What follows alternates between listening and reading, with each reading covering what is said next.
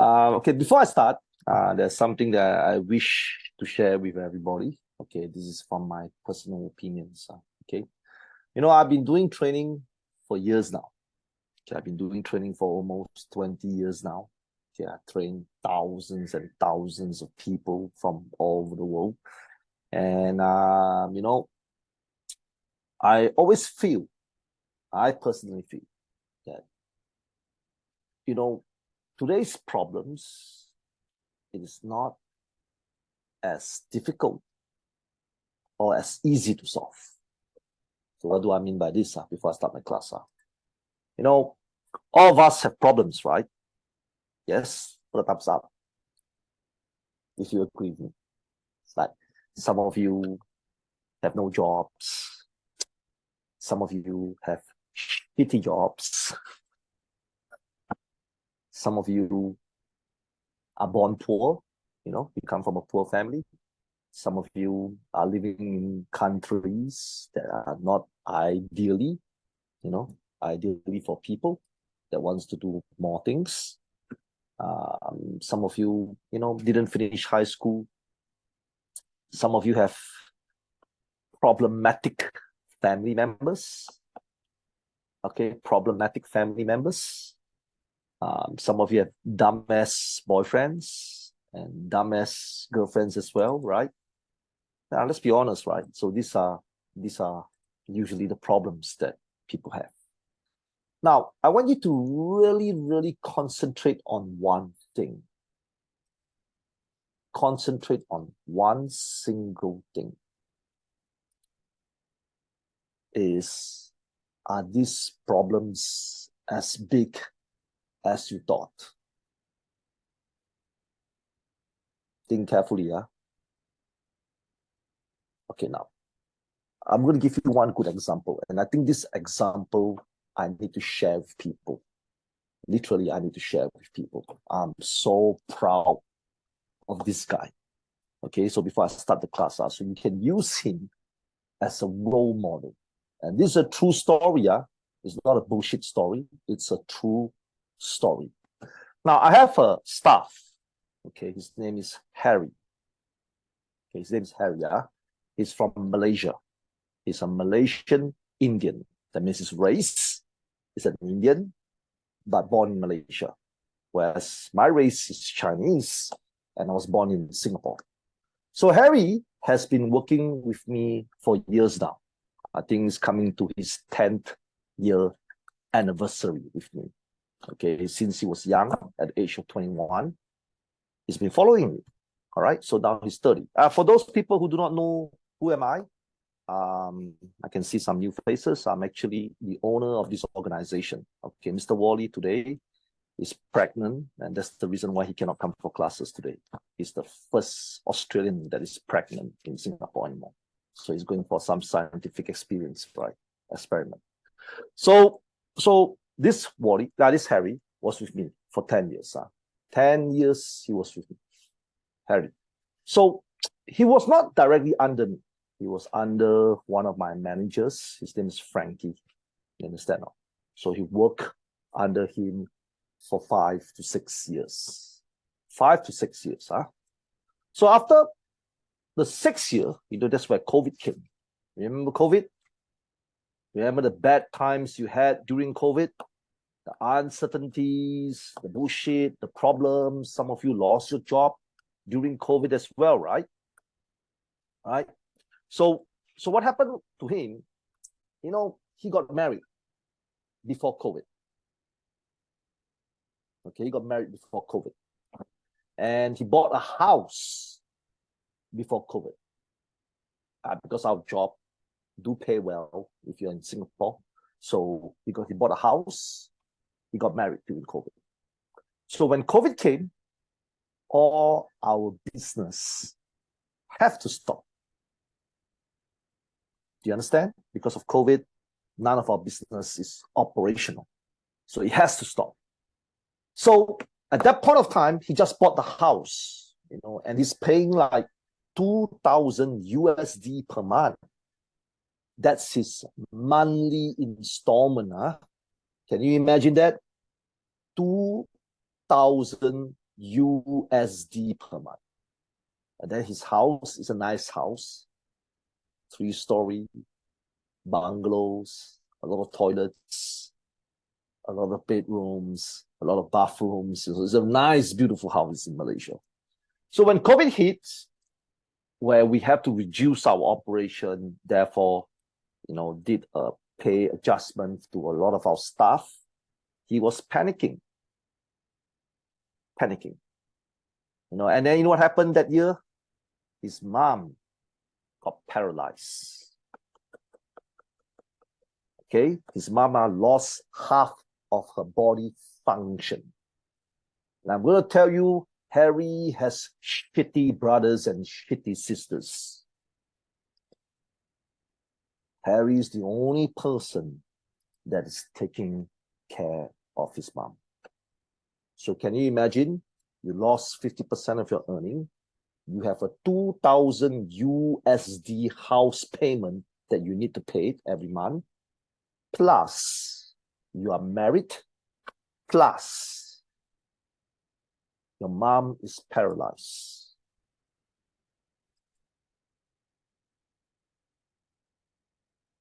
Scary, right? So when COVID came, he was transferred under my department. So I became his direct supervisor. All right. So we were doing some online work during that period of time. Because of COVID, there's nothing much to do besides online work. So when he was working for me, I feel irritated by him.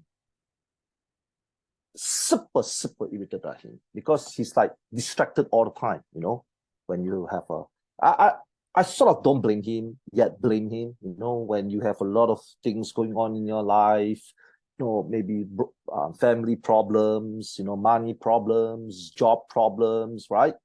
He can be distracted as well, right? So he couldn't focus on his job. Made so much mistakes to a point that it affected a lot of our teammates. So how do you think I dealt with him? Now, obviously, a lot of people, I can see your faces. You all have kind-hearted eyes. Right? You look at everybody have kind, beautiful, hearted eyes, right? Oh, we should show sympathy to Harry. We should understand his problems, right? I can see that. Look at your faces, man, all full of kind-hearted eyes, But unfortunately, I did the opposite. I effed him up. And I told him to go and die. You want to know why? Then let me tell you why. Nobody cares. Think about this. Whether your father is going to die, whether you owe the bank money, whether you're going to lose your job, whether your government is on the brink of war, whether you owe people millions of dollars, life goes on. So I decided to show him my problems during COVID. So I stacked up my bills. I stacked up all my problems and I sent to him. I said, are your problems bigger than my problems? He said, no. I said, what happened if you face my problems? What would you do? He said he would die because he simply have no solutions for my problems. Now, so what happened to him, right? He shut the F up, continue to push himself, continue to work and work and work and work and work and work and work and work until last week. I met him in Bali because we have a company trip. We sent his ass to Bali for holiday. He was so happy. Now he's taking care of his mom, and his pay is 3 times now because he worked really, really hard. So I rewarded him with a salary that is 3 times pre-COVID pay. And not only that, his wife is pregnant now. She's going to give birth to children, soon. The house is very stable. His life is very stable, and he doesn't need his family's help. Now, whatever training that I'm going to give you today, whatever training that our trainers, our lecturers, our teachers is going to give you in the normal days, nothing is going to work if mentally you are not tough. Do you understand, everybody? I can give you a one-on-one session, teach you about life, teach you about how to get out from a shithole, but nothing is going to work if your mental powers is not there. Imagine now you have a house that you need to pay. Your family members are not going to help you. Your mom is half paralyzed. And a baby is coming. Would you feel stress?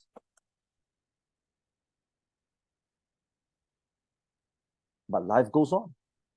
Most people today, they cannot handle stress. They cannot handle stress. They cannot handle pain. They cannot handle rejection. They cannot handle hatred.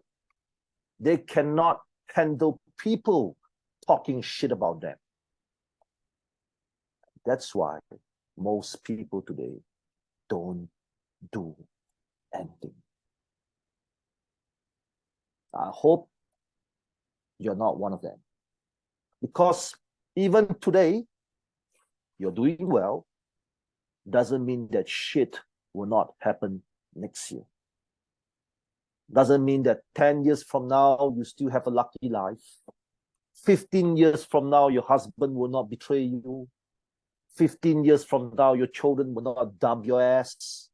Problems are there every single day until the day you die. It's how we deal with problems that makes us different. Just like me.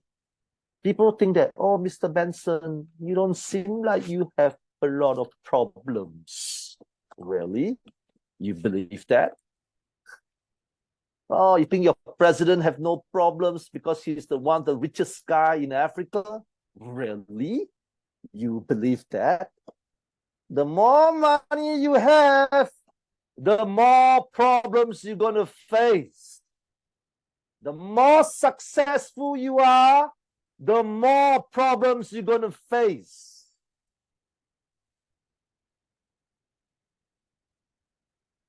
The only difference is I can solve the problems better than you.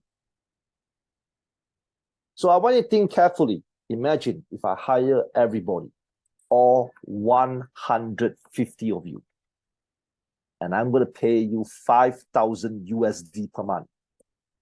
Happy? Put a thumbs up. Come on, if you're happy. 5,000 USD per month, huh? Happy, right? Oh, all of a sudden, this crazy Chinese guy became the most handsome man on this earth. Not because I'm handsome, because I pay you 5,000 USD per month. So you think about it. I pay all 150 of you 5,000 USD per month. Do you think I will face more problems or more solutions?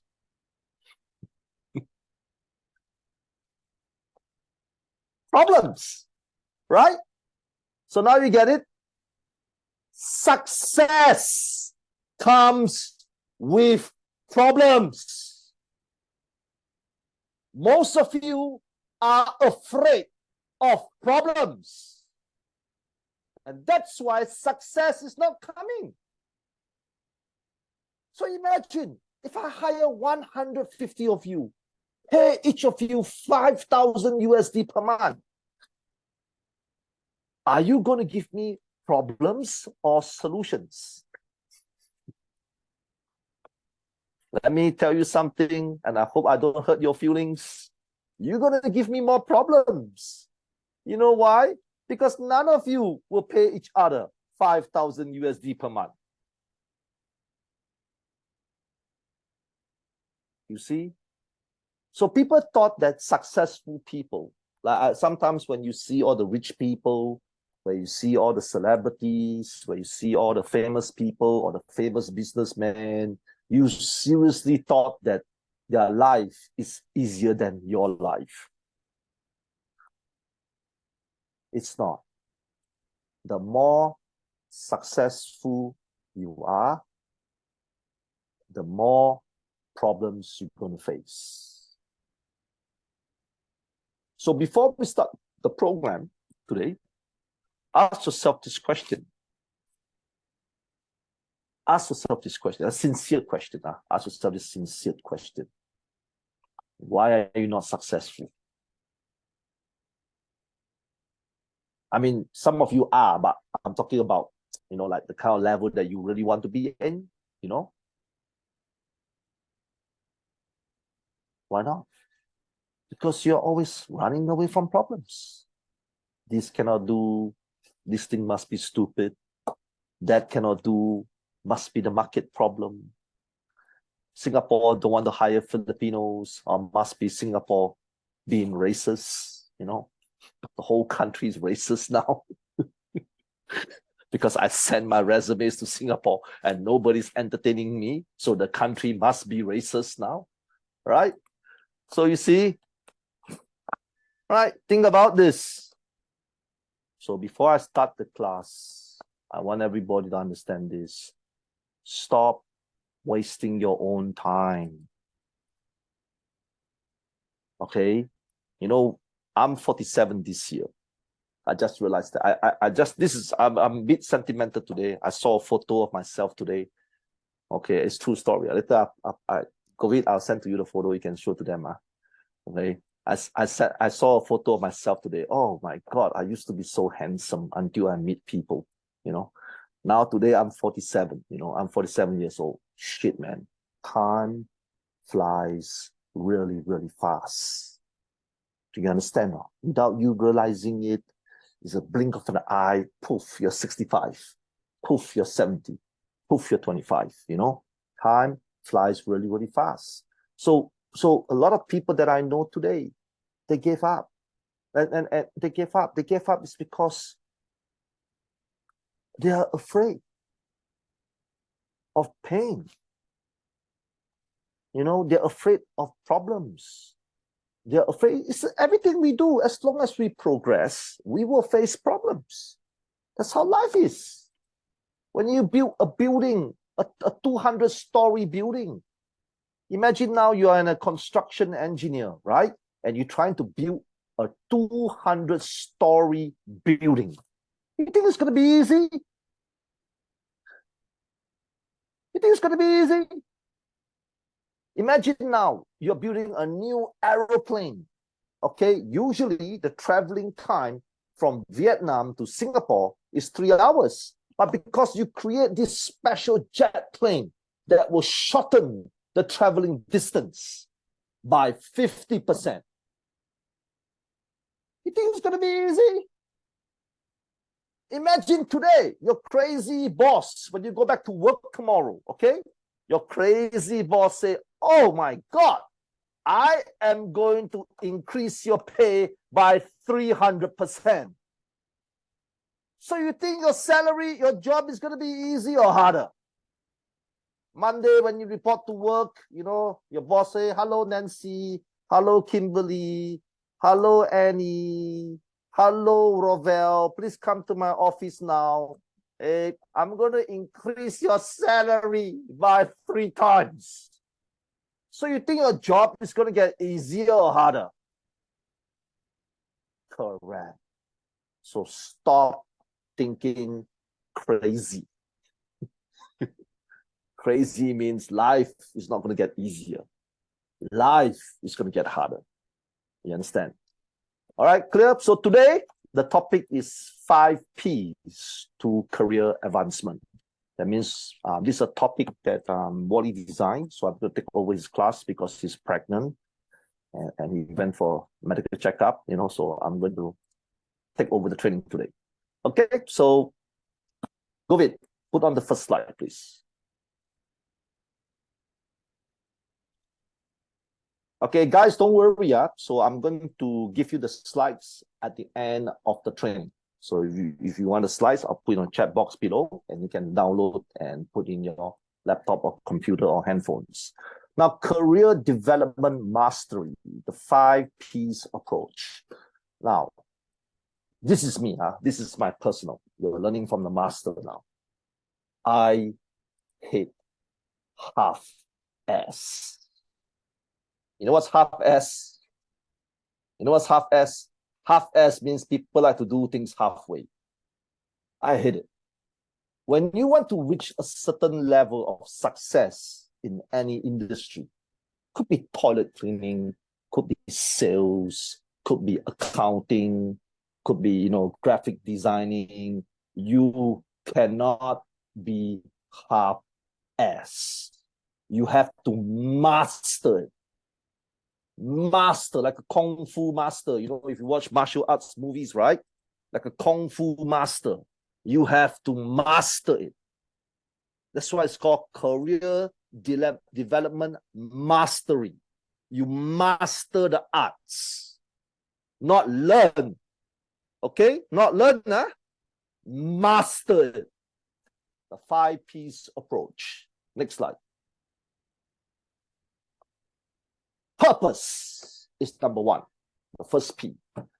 Understand the importance of defining your career purpose.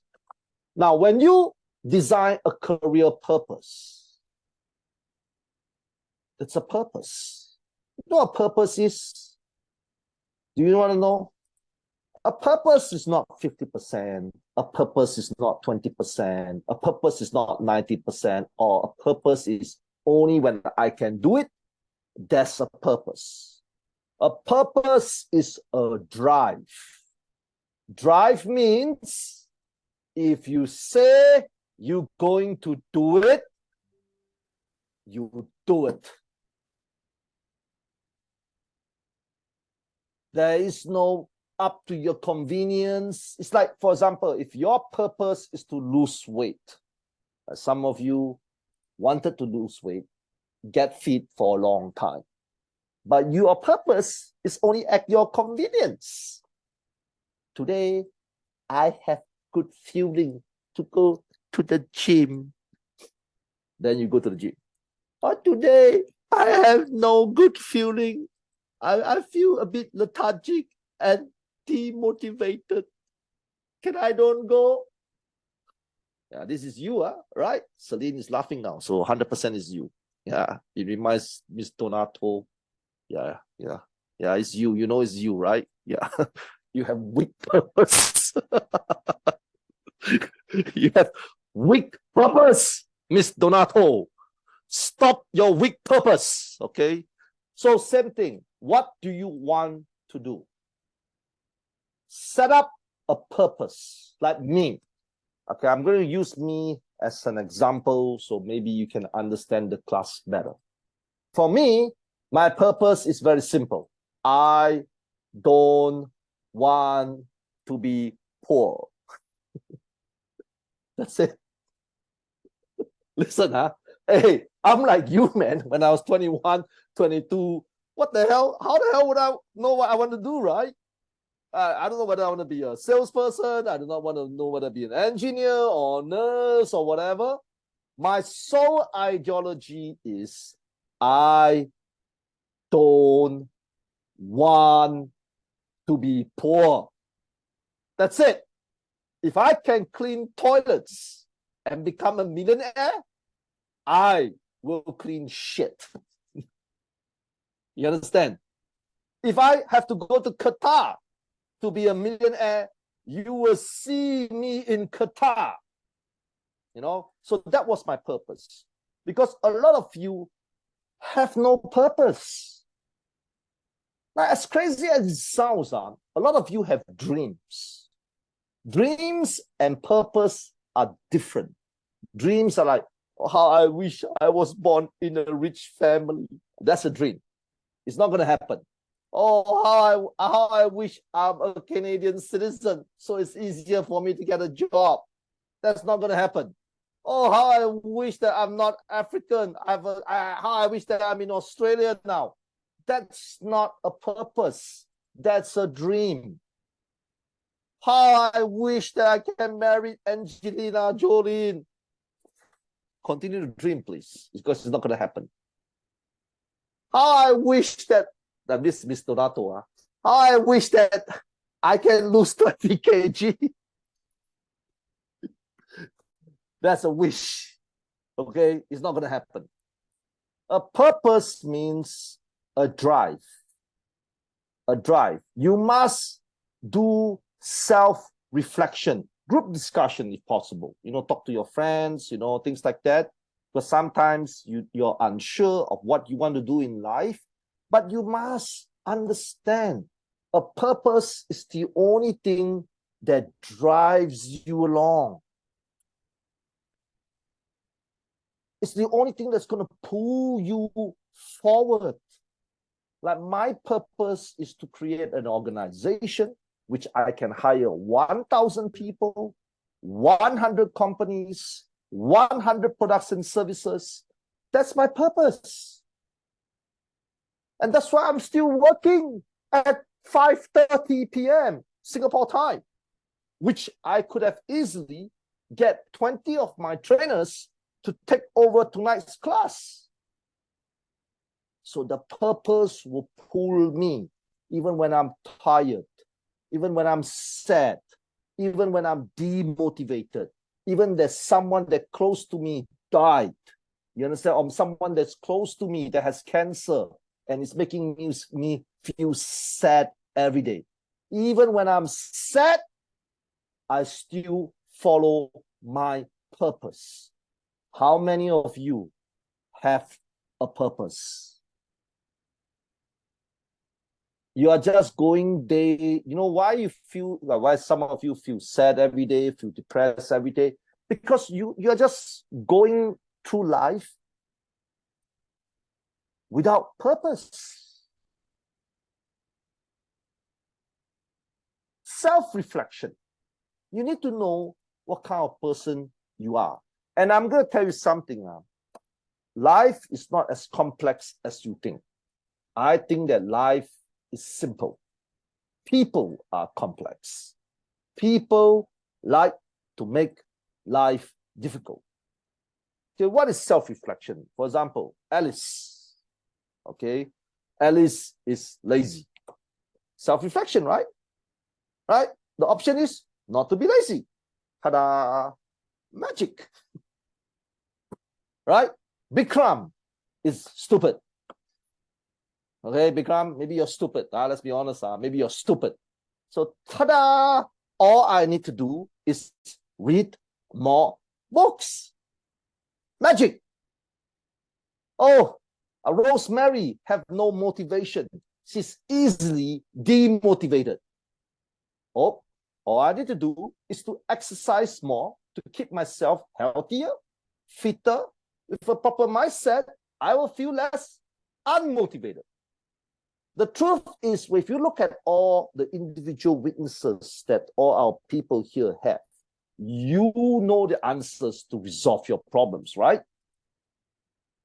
Right? Some of the people here are very emotional people, right? Mr. Donato, I hope you're not an emotional person, but if you are, all you need to do is tell your friend that's sitting next to you to give you a slap in the face and tell you, stop being emotional. And then you're crying. You're crying. Wake up! What the hell are you doing?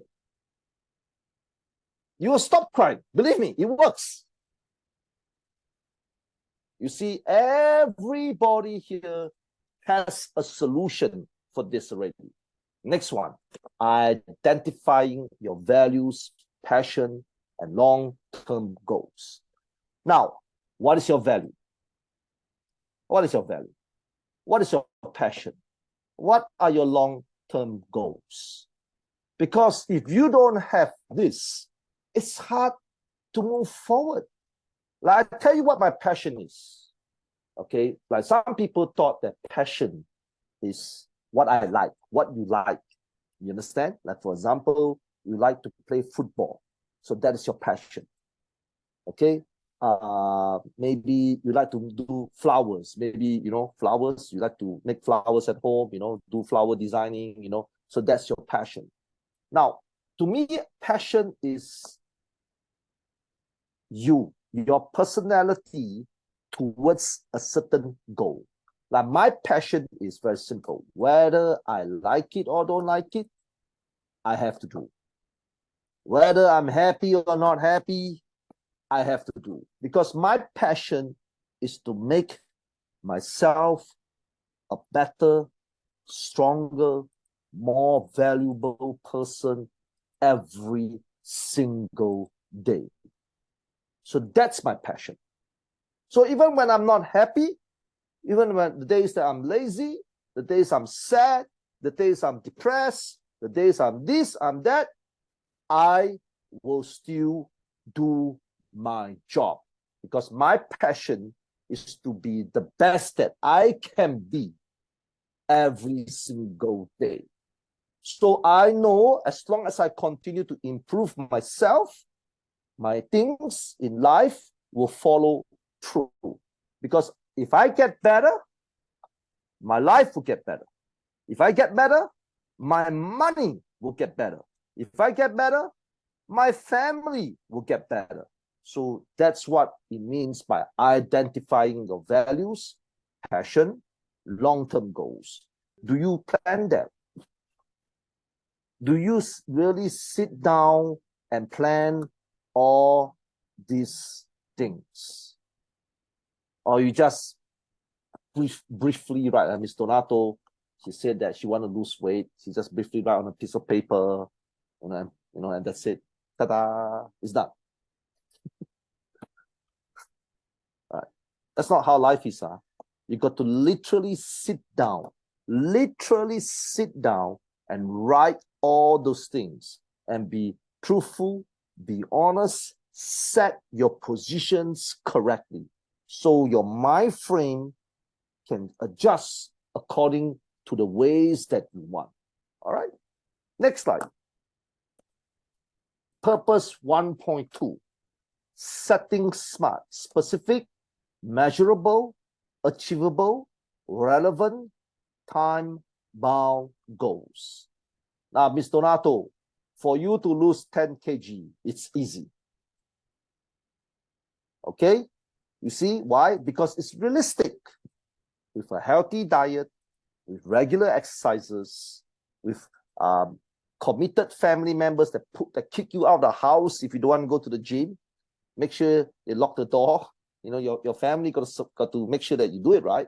So if you don't go to the gym, they won't let you come back anymore. They'll lock the door. You're stuck in the rain. Things like that. So you see, specific, measurable, achievable, relevant, time-bound goals. Now, this is important.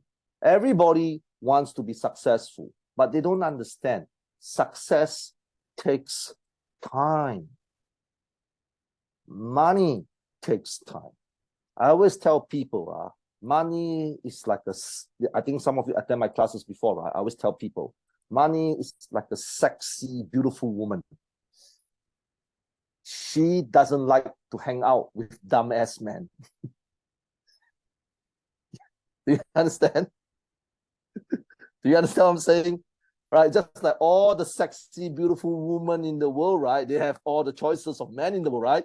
They refuse to hang out with dumb ass men.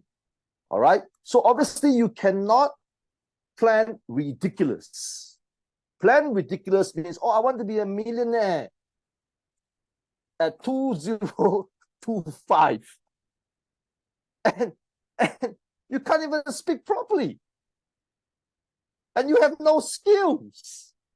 You don't even have a job. Right? And your language, that is ridiculous. You cannot plan like that. Most people plan like this. You know, their plans is ridiculous. You have to plan something according to your level, specific. Like, for example, all of you should plan. I want to earn $300 more per month. You see? You know, something like that, right? $300 per month. So that's my plan. So specific, measurable. You must see what can you do to earn $300 extra per month. So maybe you can learn some online marketing skills, you know, things like that that's relevant, and give yourself some time to measure it, like deadline. You know, don't always, like Miss Donato always tell her family that she's going to lose weight, but the day never come. No. Pick yourself a specific time, 1 year from now, 6 months from now, you know, things like that. So create specific, measurable, achievable, relevant, time-bound goals.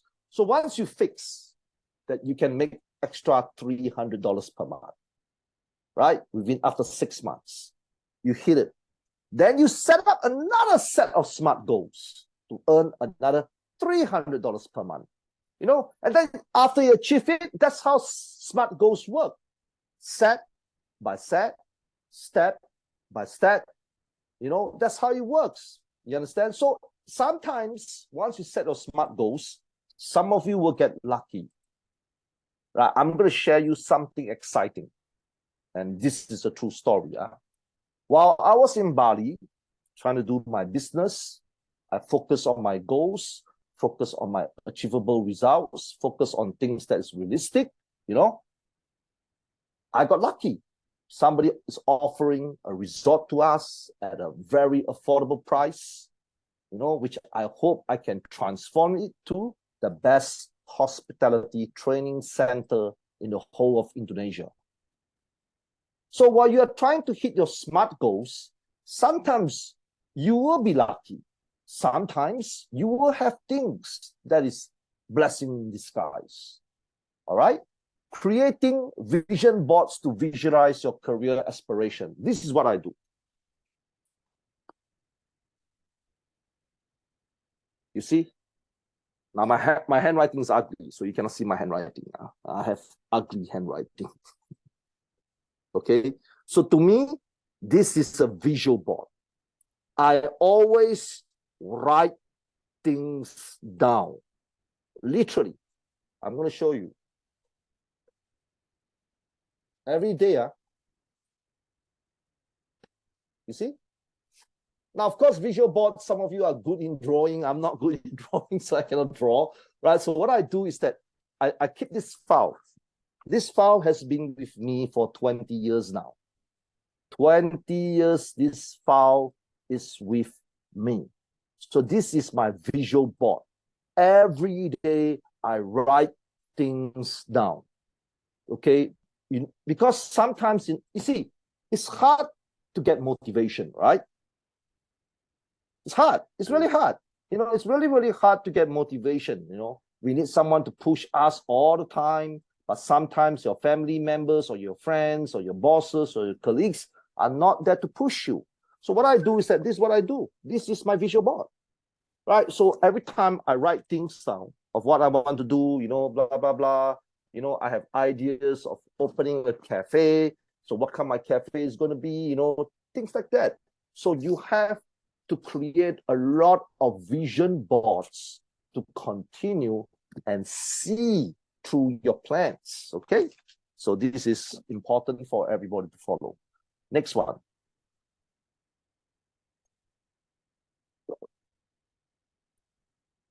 Planning. The second P. Developing a career roadmap. Now, again, what do you want to do? What kind of careers do you really, really want? And please, please, please, please, don't be crazy. Don't say things like, oh, I want to be a race Formula One car driver, and you don't even have a car license. You understand? Okay, oh, I want to be a doctor, and you're afraid of blood. You know? something like that. Please be practical first. The dream part will come later when you are practical. Like when I was maybe younger, when I set this career roadmap, one of the things that I want to do is just to earn money. So anything that can help me earn money, like sales, social media marketing, whatever business, that part-time business that I can do, I will do. You understand? So the first part of your career roadmap has to be something realistic, something practical first, that can be achievable. So conduct a SWOT, strengths, weakness, opportunities, threats analysis.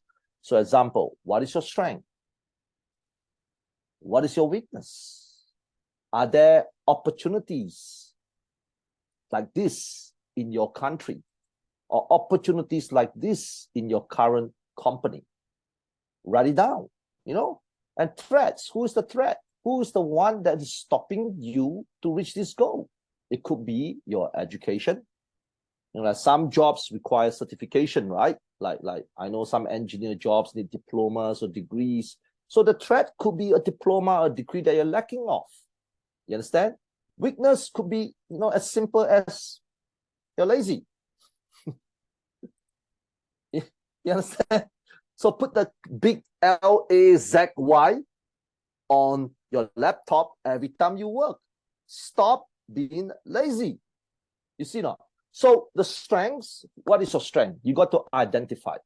Like some of you are shy, but some of you are willing to learn. So humility could be a strength. Some of you are, like I can see some Malaysians here. So the Malaysians can speak multiple language. They can speak English, Chinese, Bahasa, and sometimes a bit of Hindu as well. So that could be a strength. You understand? Or like a lot of, I can see there's some Filipinos here. Filipinos, I think their English is quite good, so that could be a strength as well, So list down all your strengths, list down all your weakness, list down all the opportunities. So what is the opportunity? So example, if you want to do business, if you want to run a small business, right? So what is the opportunities in running a business? So example, like initially when I found out about social media marketing, right, I was so excited. Okay, back in the old days, advertisements and marketing will cost 50 to 100 grand per month. Advertising, newspapers, magazines, back to the old days, right? It costs a lot of money. So when internet comes along, I realized that there are so much opportunities in social media marketing. So instead of me spending so much money on advertisement, I hire a lot of people. So a lot of people will do free social media marketing for me on the internet. So this is called recognizing opportunities and threats. Threats means who is your competitor? Why is it that you cannot be successful? Could it be there's another guy that's fighting for the same promotion, right? Or could be your husband. Your husband is nagging at you until you're frustrated every day. Threats could be anything. What is stopping you from moving forward? Okay? Identify potential career paths. Okay, listen. This is a 50-50 comment. What you like might not be what you can do. Do you understand what I'm saying? Do you understand what I'm saying? What you like might not be what you can do. So you got to identify your current strength. So example, some of you are not good in talking. So definitely you cannot do sales. Some of you are impatient. So definitely you cannot be a chef. Some of you are poor in maths. Definitely you cannot be an engineer if you're poor in maths. Some of you are super careless. Definitely, you cannot be a nurse or a doctor. You understand? So you have to identify a few possibilities of what kind of careers you can do according to who you are. You understand? So when you develop like this, the chances of you succeeding will be a bit higher because it's based on your personality, based on who you are. Okay, so you need to identify several potential career pathways. All right, next slide. Short-term, long-term career objectives. You need to set up short-term goals. So what is your short-term goals? What is your long-term goals? So I'm going to give you one good example so that you understand what I'm saying. So imagine if today you want to lose weight. Okay, you want to get into shape. You want to have the six-pack, right? You want to have muscles. You want to feel fresher. You want to feel fit. So the short-term goals is very simple. One day, I need to do 20 push-ups, 20 sit-ups, 20 jumping jacks, 20, star jumps, 20 pull-ups, So that's short-term. It's called daily affair. When I try to learn how to do sales, my short-term goals is every day, because I have no money when I was younger, every day I want to spend 1 hour on YouTube learning different ways of communication. So that's my short-term goal on a daily basis. My long-term goals is upon accomplishing all these small exercises, at the end of the day, what kind of things can I have? So example, if you do a lot of push-ups, sit-ups, things like that, so your mid-term goals and long-term goals is six-pack, losing 20 kilograms, feeling fresher, feeling fitter. You have to have 2 sets of goals. 2 sets of goals. Example, maybe some of you want to go to Japan to work. Okay, maybe your ideal goal is to work in Japan, right? So your short-term goal should be, every day, I'm going to spend half an hour on YouTube to understand Japanese culture. Every day, I'm going to spend half an hour to learn Japanese language. At the end of the month, I'm going to go for exams, download the free materials from the website to learn how to learn Japanese language. And then the midterm goals is to pass the JLPT4 exams. And then after passing that, a long-term career objective is to work in Japan. A lot of people just want to say, I want to work in Japan. What the hell? Why should Japan hire you? Oh, I want to work in Singapore. Can I send my resume to Singapore? A lot of you try, right? Anything happen? Nothing. Nothing happened. Your resume went to Mars because nobody retired you, right? So because you're depending on luck. You're depending on luck. Just like when I set up this Zoom training, to be honest with you, last time when we do Zoom training, we try a few applications, we try Microsoft Teams, we try some other apps. It didn't work until we found Zoom. You see?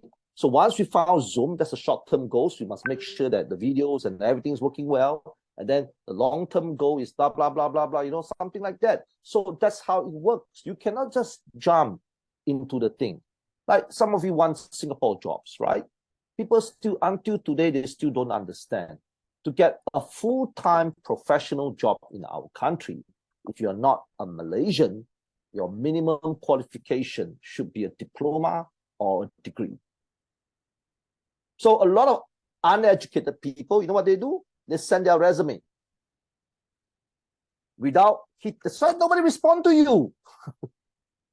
You understand? Because to be eligible for S-Pass, you need to have a diploma or degree. So they have no short-term goals. They just hit, and nobody hits them back. All right? That's called developing strategies to achieve your goals. Now, strategies could be any strategies. First, your time. Like, how many hours do you work per day? How many free hours would you have per day? That could be a strategy. Like, for example, if you work 15 hours a day, right? So you balance it out. Some of you live in country that have huge traffic jam, right?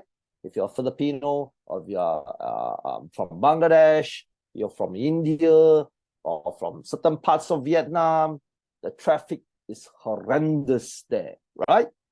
You'll be stuck at the traffic for maybe even 2 hours, right? So strategy is how to utilize the 2 hours to learn something. Strategy, how to use your time wisely instead of, trying to fall asleep on a moving train like this. That's what you do sometimes, right? When you're stuck in the train, right? Right? Yeah, that's what you do. There's no strategy.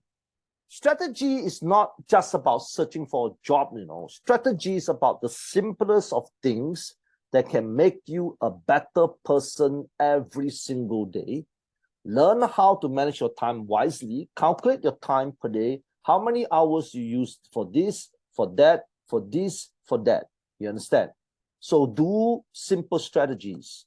Some of you come from countries with big traffic jams, right?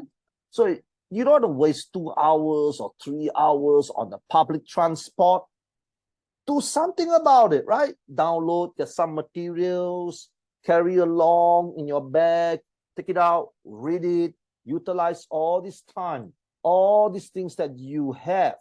Create a plan. Create a plan. You understand?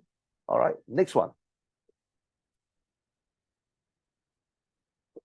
Preparation, the next P.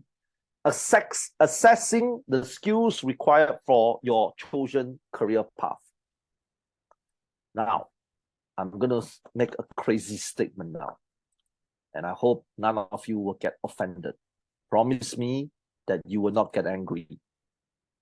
Put a thumbs up if you promise me now. Okay, promise me, do not go to my Facebook and put shit comments on me. Okay? Don't do that, okay? Don't put negative remarks because you promised me already not to get angry. I literally believe that people are the dumbest animals on this earth. Okay, now how do I know why people are dumb? Give me 1 second. I'm going to show you something now. 1 second.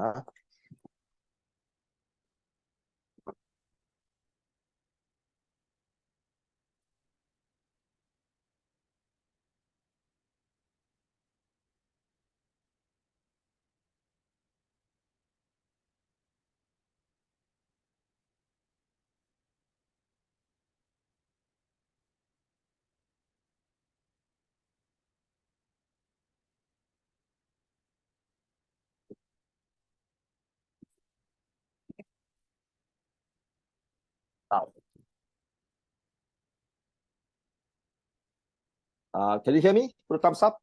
Okay, now I'm going to show you something now, right?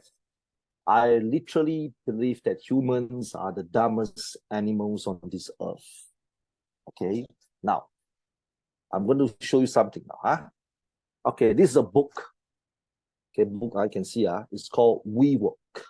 Now, WeWork is one of the biggest organizations in the world at one point of time.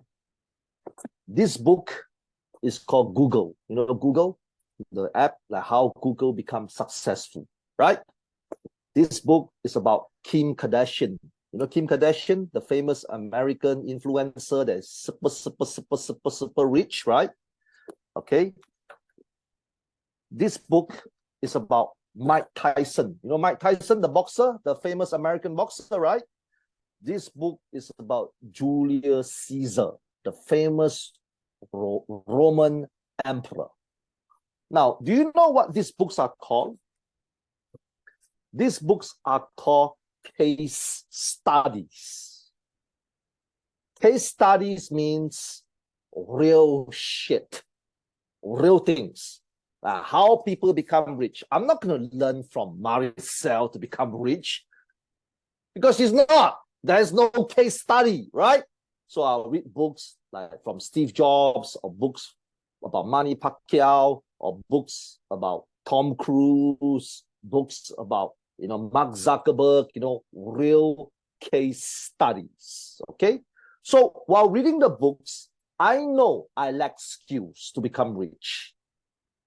Who the fuck am I to earn money? I'm a nobody.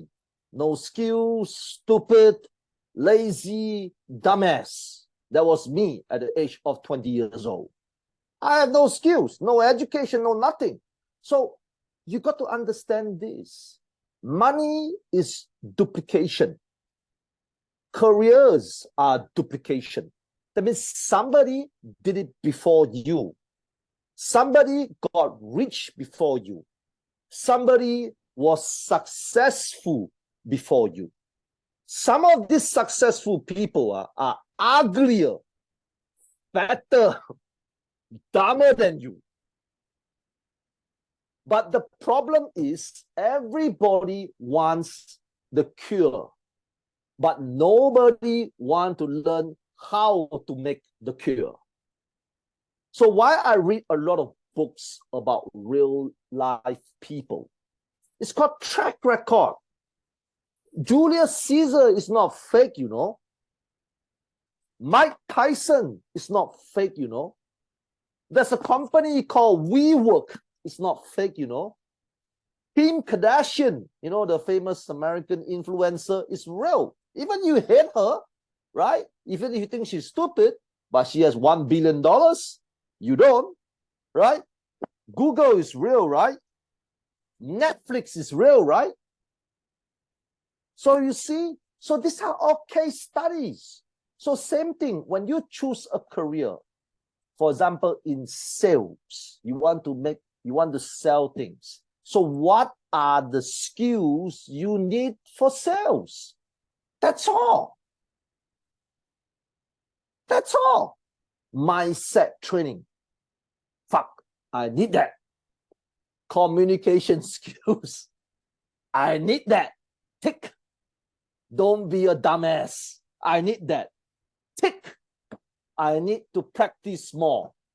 Tick. You see, this is how you judge, how you gauge your life. You cannot, every day, this is a true story. Every day,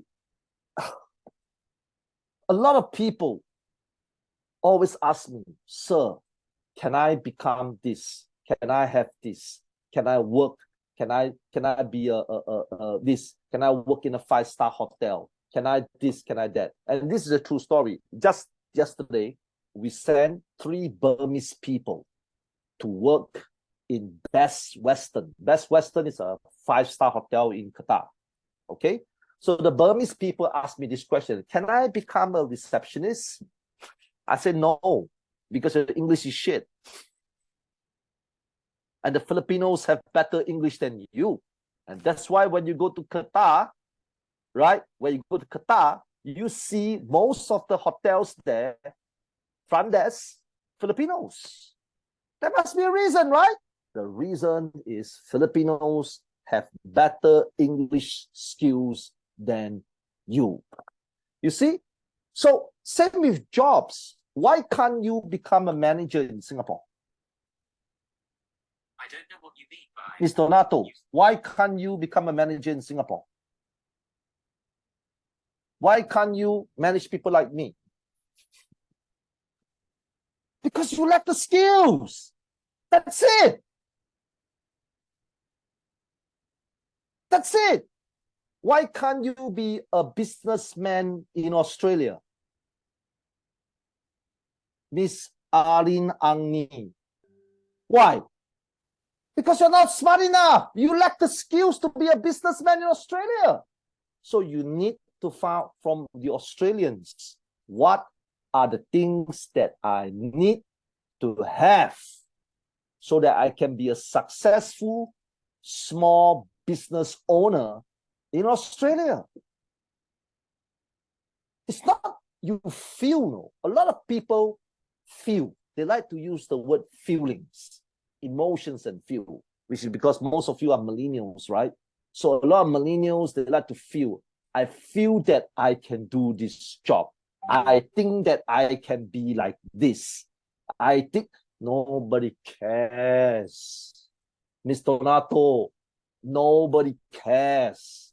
Believe me, go to your neighbor now. Ask your neighbor, hi neighbor, do you think that I can do this job in Australia? Your neighbor will tell you, I don't care because I should have the job, not you. That's what your neighbor will tell you, right? So you see, so people don't understand that it's not feelings. It's not identify the skill gaps. The skill gaps is what is missing. It's not your feeling. Stop bringing feelings and emotions and opinions. I think that Australia should give me citizenship so that I can earn $45 per hour.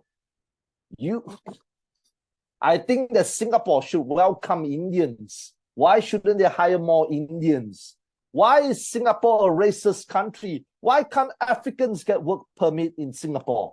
Nobody cares. You understand now? Nobody cares. Stop bringing your personal feelings. Stop bringing your personal emotions. Stop bringing your personal opinions. Understand the truth. The truth is very simple. What is required of you? That's all. What is required of you? That's it. Don't tell me that, oh, sir, I want to work in Singapore. Listen carefully now, everybody. I'm going to tell you this now. Imagine I'm you now. Sir, I want to work in Singapore. I think Singapore is a country that I would like. I think Singapore can bring a better future for me. I think Singapore can solve all my financial problems. I feel that Singapore is a place that my parents will welcome me to work there. Does it make sense to you? You forgot one thing, no? The one thing, the simplest answer is, why should Singapore hire you? You forgot that. You forgot that, huh? Hire you to do what? What skills do you have that other people do not have? But sir, I can do hotel jobs. So can 1 billion people on this earth. Sir, I will work hard. So can 1 million farmers in Vietnam. They also can work hard. Understand what is missing and go and master it. And there are, because our feelings and emotions blindside us in all our decisions. They blindside us. You understand? There are so many evidence in your country that you don't have to leave your country to be successful and rich. So many cases of life cases which you can study. So if you read Elon Musk's book, right? You know who Elon Musk is, right? Okay, Elon Musk is the owner of Tesla and SpaceX. Elon Musk worked 16 hours per day. Are you going to work 16 hours per day? Correct. Oh, Mr. Nato, you're very honest. Good. I like it.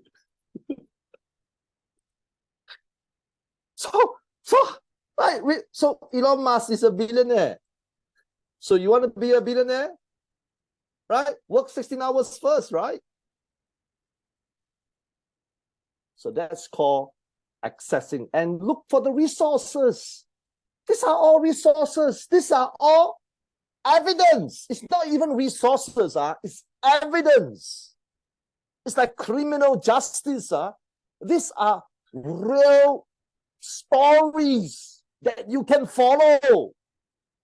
How to be rich? First, I cannot be lazy. Second, I cannot be a dumbass. Third, I need to learn and work hard. Fourth, all the answers are there. But you know what happened after I given you the answers, Miss Donato? You want to know what happened? Oh, I feel that I cannot do it. Again, you're going to tell me your feelings again, right? I feel that it's injustice. According to the Filipino labor law, we cannot work 16 hours per day. Oh, God.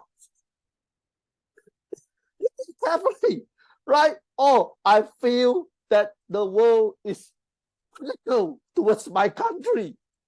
It is unfair. I need to seek social justice. Right? Mr. Nato, this is a Filipino, so Filipino want to have social justice all the time, right? Right? We cannot work 16 hours a day. That is my personal feeling. I feel that I need to spend time with my mother, spend time with my sister, spend time with my brother, spend time with my grandmother, spend time with... I feel that they need me. Okay? Now you understand? Identify your skill gaps. If you want to be a chef, okay, what do you need to do? What is required for you? If you want to be a businessman, right? Don't tell me 16 hours human right laws. You're not a slave. It's your own business. Nobody forced you to, nobody kidnapped you and put you into business. You're free to live. Okay, like some of you still don't understand. Nobody's treating you like slave labor. Okay, you can quit your job, right? You can, nobody kidnap you and put you in North Korea to work on the farms for $2.50 per month. Okay, you're not at that level. So stop using your feelings, your emotion, and your personal thoughts to identify what is the truth. The truth is Netflix used to be poor. The truth is the Kardashian family, the first generation, used to be poor.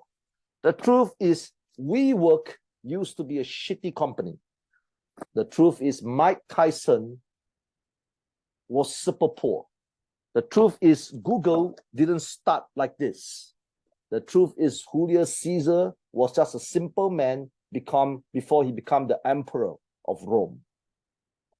That's the truth.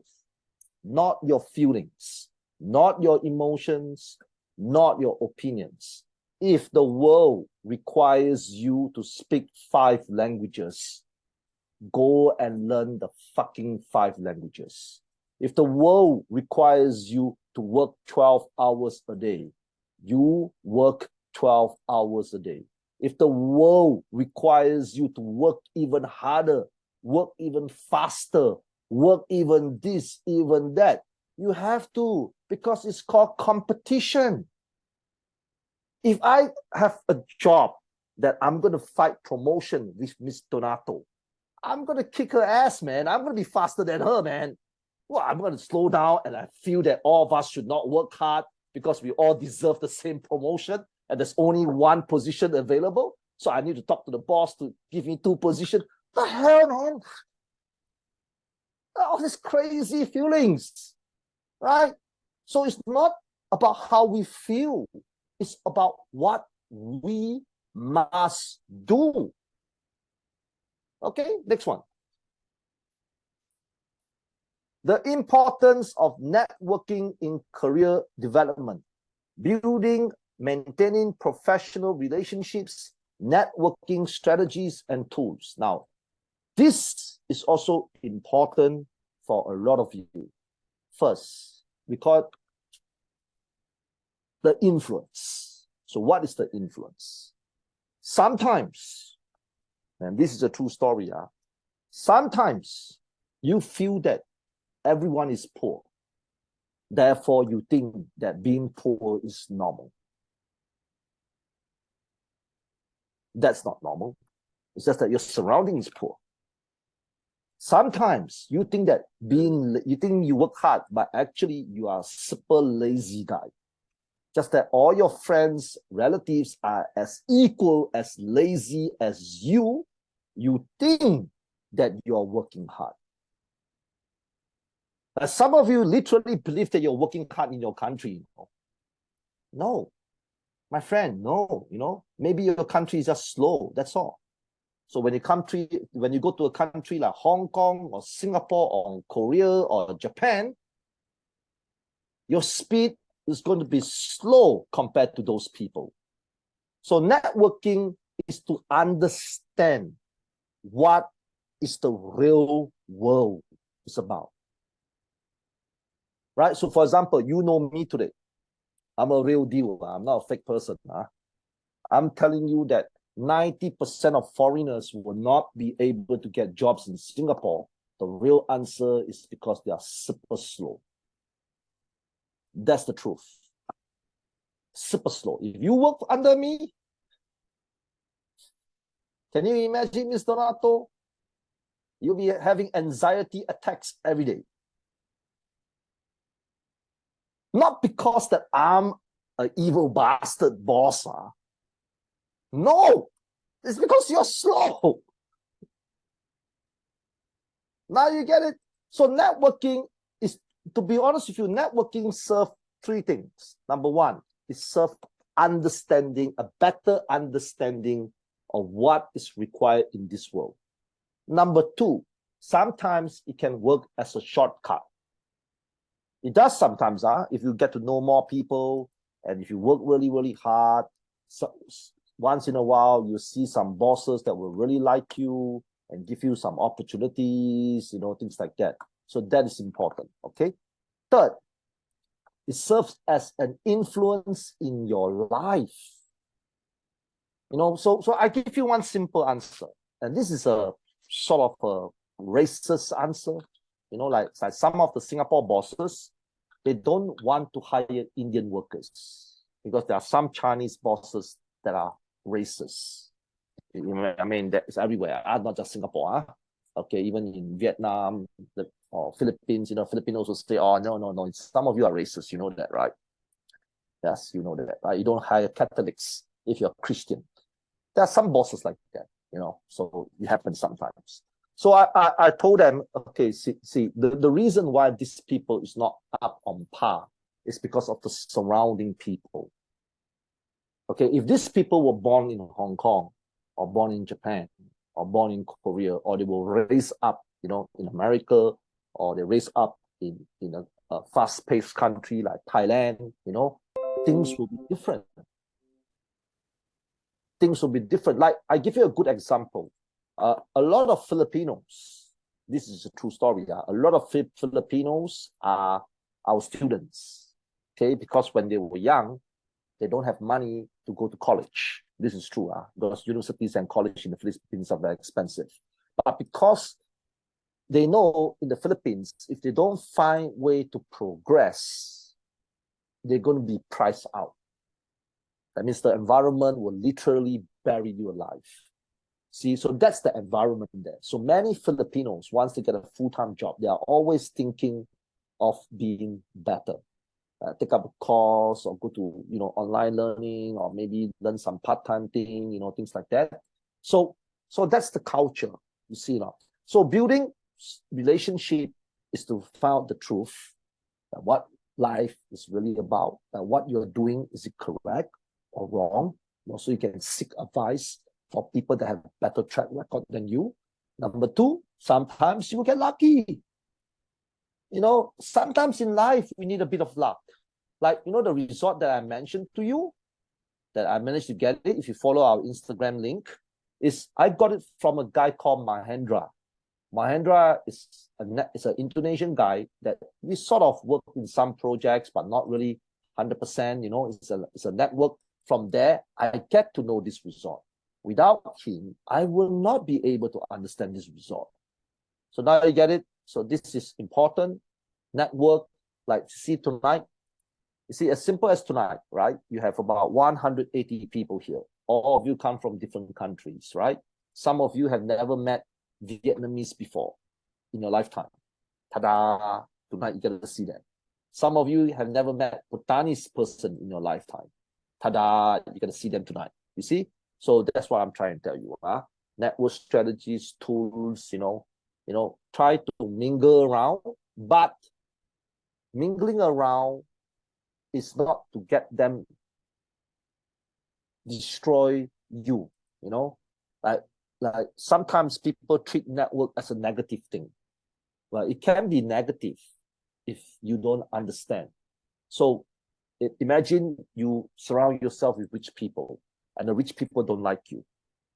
Don't feel negative about that, you understand? So don't feel negative about that, all right?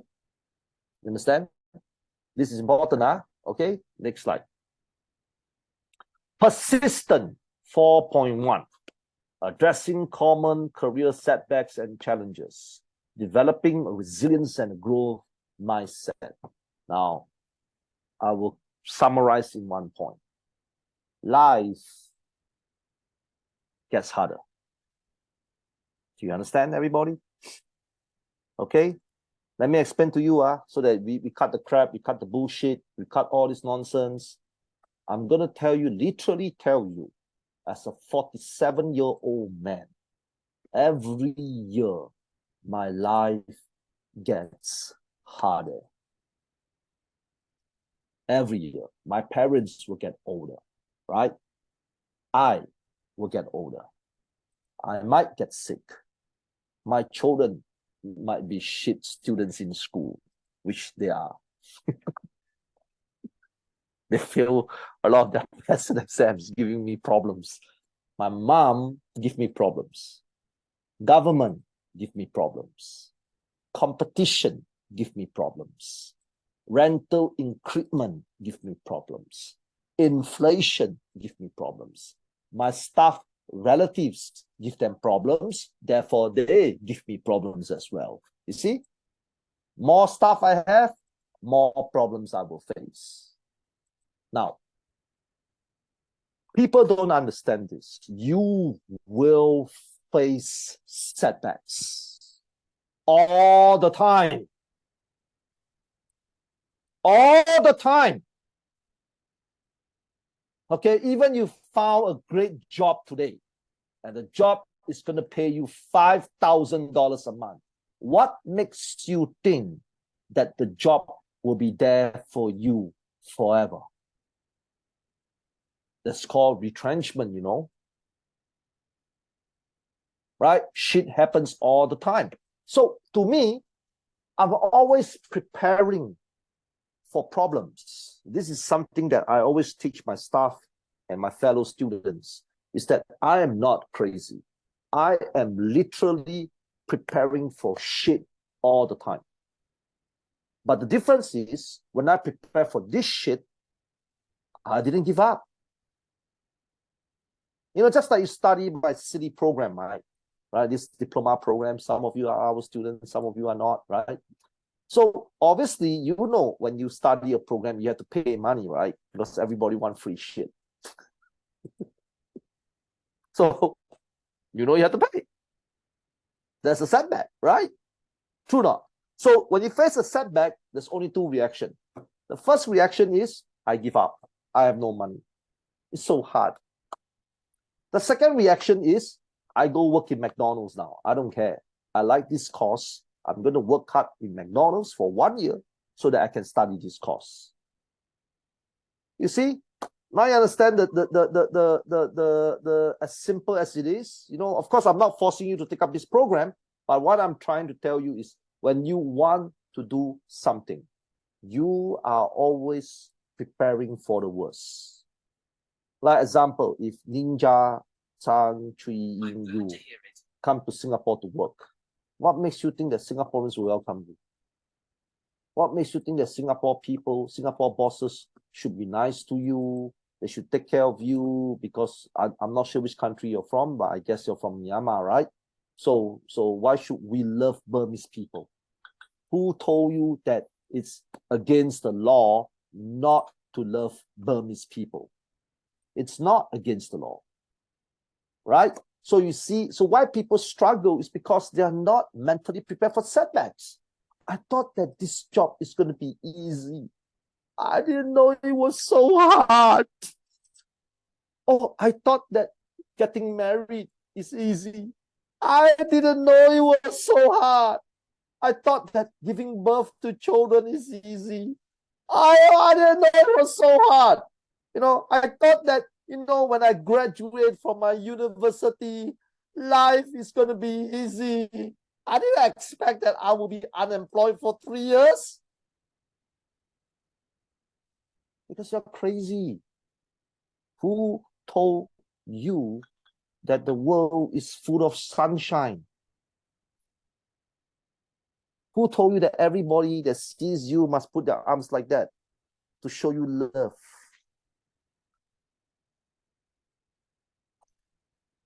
I am prepared for shit in anything I do in my life. Anything I do in my life. Because I'm not crazy. I'm ready. You see the difference between me and you? I am ready. Bring it on. Bring it on. Like recently, we hired 2 Africans. I have never hired Africans before in my life. I mean, we do, but not in sales. So we have these 2 guys. The internet is shit, So am I not mentally prepared that they're going to give me shit? Of course I am. Because I'm not crazy. Understand? But I'm mentally prepared. But should I stop just because there's shit on the pathway? No. Right? Like you see, every time we do in life, we always stop because there's something in your pathway. You stop. Right? Some shit in your pathway. and then you stop. For what? Why are you stopping? Now, why are you stopping? Oh, but sir, sometimes, no. The real answer is because you're lazy. Recently I have a Filipino girl staff, right? Oh, I got so upset with her. Literally upset with her. I'm not going to tell you her name, okay? Because if not, the Filipinos will think that I'm racist. Okay? She told me that she needs to quit this job because her father is sick. You understand? So what? When you're sick, the most important thing you need is what? Money. Money. Okay, I'm sorry, guys. Maybe I'm not Christian or whatever it is, money. You need to pay hospital bills. You need to pay rent. Is Philippines all free? Free medical care? Free rental? Free electricity? Free water? Free food? The food is free. You can literally go to any restaurant and eat for free. You know what's the real answer? I scolded her. I said, the real answer is because you're lazy and you're full of shit. You use your father as an excuse for you to be lazy. Because it got hard. You understand now? It got hard. When things get hard, people become lazy. That's the truth. When things get hard, people become lazy. Oh, I fucking hate that. That's bullshit. Don't tell me you love your father because there's no free food in the Philippines. Don't tell me you love your mother when you don't want to work, when your mother needs the money. Don't tell me this is all bullshit. When things get hard, laziness comes in because you don't want to use your brain anymore. You're not determined anymore. You're not mentally ready to overcome the challenge anymore. So you opt the lazy route. The lazy route is use every single thing that is possible to cover your ass so you don't look like a prick. I think my grandmother is getting older. Your grandmother is supposed to get older because when you get older, she get older. Understand? It's called the circle of life. So what the hell are you talking about? Right? I think my children need me to stay at home. To do what? To do what? You are lazy ass. What can you teach your children? You see, humans are like that. So you have to force yourself. You know, it's like fighting yourself. You got to develop resilience. And I'm going to tell you something crazy. And I want you everybody to understand this. In my life, I walked this earth for 47 years. There are so many times that I thought it was game over for me. Okay, I'm not gonna lie to you. If I have coffee with you one day, I can share with you some of my stories. There's so many times I thought, literally believe it was game over for me. Literally. So you know what I did? Why not I try 2 more days? Why not I force myself to do 2 more days and see what happens? Don't give up. And every single time I believe in this, my ass got saved. Think carefully about the statement now. Every single time when you want to give up, ask yourself this question. Why not I try for 2 more days and see what happens? And usually, things will work out to what you want. Resilient. Next one. Next slide. Effective time management techniques. This is something that most of you are bad at. Oh, God. But I'm so busy. Really? You're busy? Okay, all right. Tell me what you're busy. I get a paper out. Let me write. Let me get a pen out. Tell me what you're busy. Come on, tell me. See, imagine now I'm questioning you now. I'm interrogating you now in a police office now. In a police room, 4 walls and all the windows, right? So you tell me that you're busy, right? Busy, yeah? Okay, let me get a piece of paper out. Miss Donato, okay? You're such a busy woman. Oh my God, you crazy busy girl. You know, you're the busiest woman in the Philippines. So, okay, let me get a pen out. Right? Okay, let me write out. Tell me what you're busy at. Tell me. Absolutely nothing. Think carefully, everybody. You're busy, right? Super busy, yeah? So imagine now, we are in the police station now. I'm interrogating you because of some criminal shit you did. Lockdown, full lockdown. No doors, no walls, all walls, no glasses. You say that you're a busy man and busy woman, right? All right, very, very busy, right? Super, super, super, super, super busy, right? Right? So let me write down all the things that you're busy. And the truth is, you're not busy. Okay, you know why people are busy every day? You know, want to know why everybody's busy every day? They're so bloody busy. You want to know why? Because certain things actually will take 5 minutes to finish. It takes you 3 hours to finish. Yeah, that's why you're busy. You know, like certain things you can accomplish within 15 minutes. Like, for example, cleaning the toilet.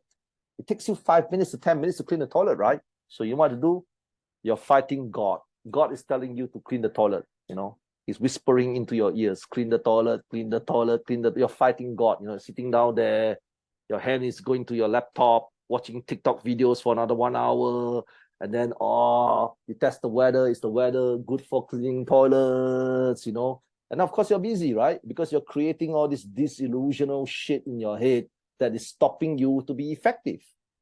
If you think about all the things you do every day as a person, like sit down, literally think about all the things you do every day, you realize that a lot of the things that you do can be accomplished within 15 minutes.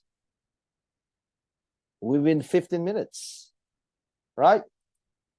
Like making a bed, right? Like some of the guys here, right? When you make a bed, right, it takes you like what? 1 hour, right? You go there, get a coffee, take a shit first, sit on your chair, and then you could have literally make the bed within 5 minutes, but you chose not to. Right? You understand? One of the things that my staff, when they tell me they are busy, you know what I told them? I said, are you trying to solve the financial crisis of Indonesia? Are you trying to find a solution to defuse the Ukraine war and the Russian war? Are you trying a plot to get rid of the army general in Myanmar? Are you trying to lift poverty from the Philippines so that everybody can be middle class there? Any one of you doing all these jobs? Please put up a hand, be honest. Because if you are doing this job, I literally believe that you are busy. Are you trying to eradicating poverty in Africa? Anybody eradicating poverty in Africa? Put up your hands. Because if you are doing that, I really believe you are busy. So the reason why you are crap in your time management is because if you sit down and analyze the way you do things, a lot of things that you do, actually you can accomplish within 15 minutes. It will take you 2 hours to do it. So obviously, if today it takes me 2 hours, 15 days to read this book, I'm busy. Hey, Mr. Nato, this is how I open my page. You see, this is how I open my page. Am I busy? Of course I'm busy, man. I can use 6 years to read this book. 6 years. I literally do not believe modern people, you guys are modern people, huh? Modern people are busy anymore. I believe that you are slow. You understand? Slow. SLOW. And it's not because you're slow in the brain, huh? You're not dumber.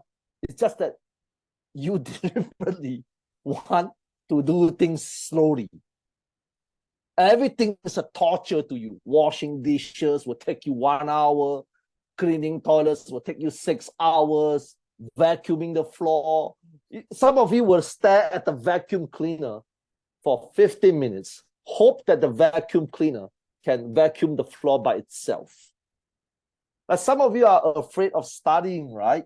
So you bring the book out, you stare at the book stares at you, and the book stares back at you again, you stare at it again, stare back again, poof, 2 hours gone.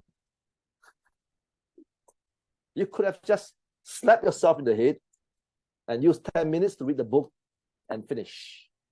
And some of you have worked in your office, right? When your boss tells you to do some work, right? You could have literally finished the job in 15 minutes, but you become emotional and feeling, you know, this is not my job. Why my boss is telling me to do this?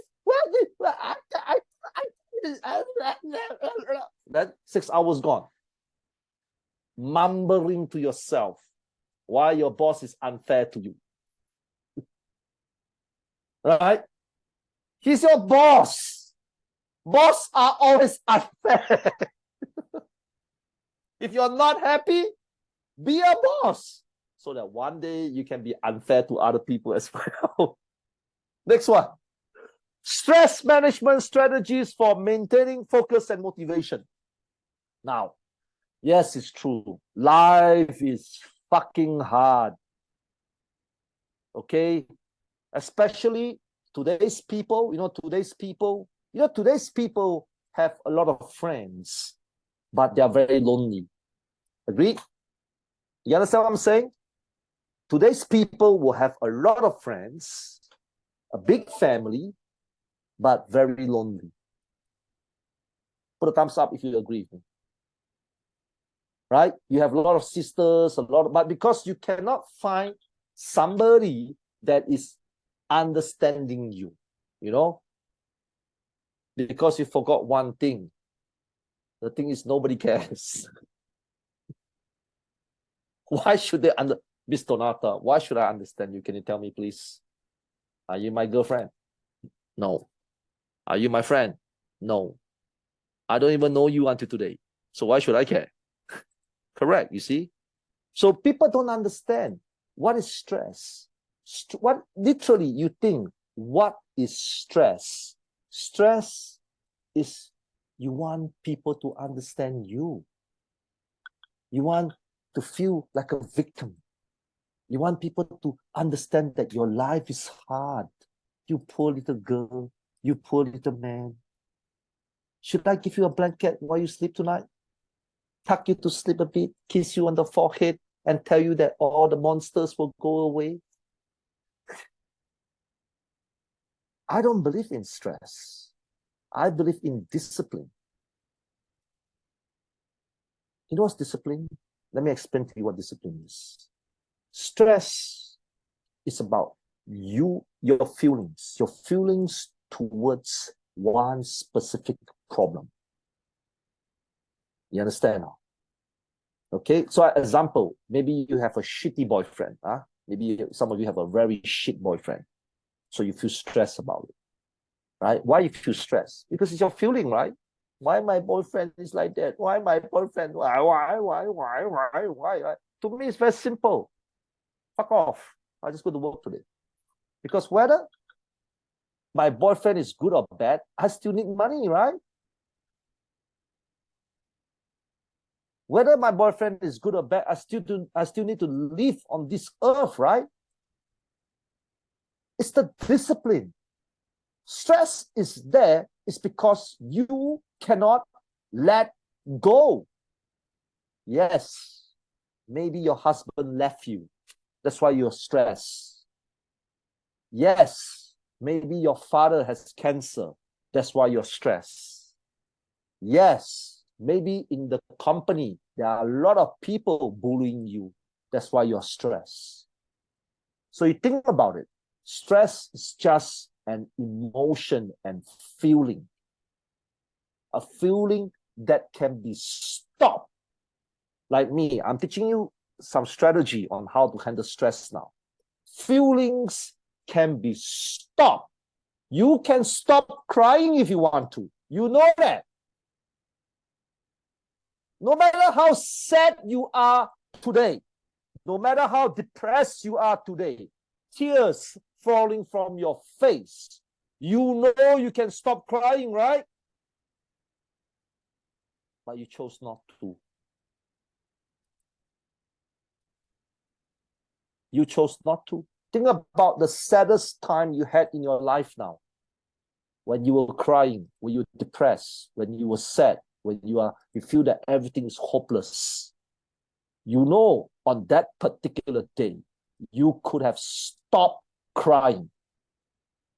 You could have stopped. You know you have the ability to stop that particular day of tears. You know that. But you chose not to. And that's how stress comes in. Stress comes from two things. Number one, you feel betrayed because you are not prepared for shit. So when shit happens to you, you feel stress. Stress comes from the unknown as well. Things that just happen for no particular reason. And then you cry for that particular day. How does it help you? It didn't help you. It didn't help you. It made you even more stressed, right? When you non-stop cry and cry and cry and cry and cry and cry and cry and cry and cry and cry, not only it did not help you, it made you worse. So to me, it's very simple. Life is not about stress. Life is not about feelings. Life is not about emotions. Life is about discipline. It's about discipline. Whether I'm happy or not happy, whether I'm sad or not sad, whether I'm motivated or not motivated. If I have to fucking do, I do. That's it. If I need to study, I study. If I need to brave through the traffic jam, I need to brave through the traffic jam. If I need to go to work, I go to work. It's about discipline. If you want to solve stress perfectly, it's discipline. Like even my company now, there's a chance that shit could happen and my company can close, right? So why am I worrying about that? All of us could die tomorrow, you know. It's true, right? All of us could have died, like what happened in Thailand recently, right? There's one Myanmar girl and one China person that went shopping in the Paragon, which is a high luxury shopping mall in Thailand, in Bangkok. One crazy fucker just took a gun and murder both of them, just like that. Just like that. The guy was there, the Burmese and the Chinese girl was there for holiday, you know, and they got killed, just like that. So why are you stressed where you're supposed to live? What is stress?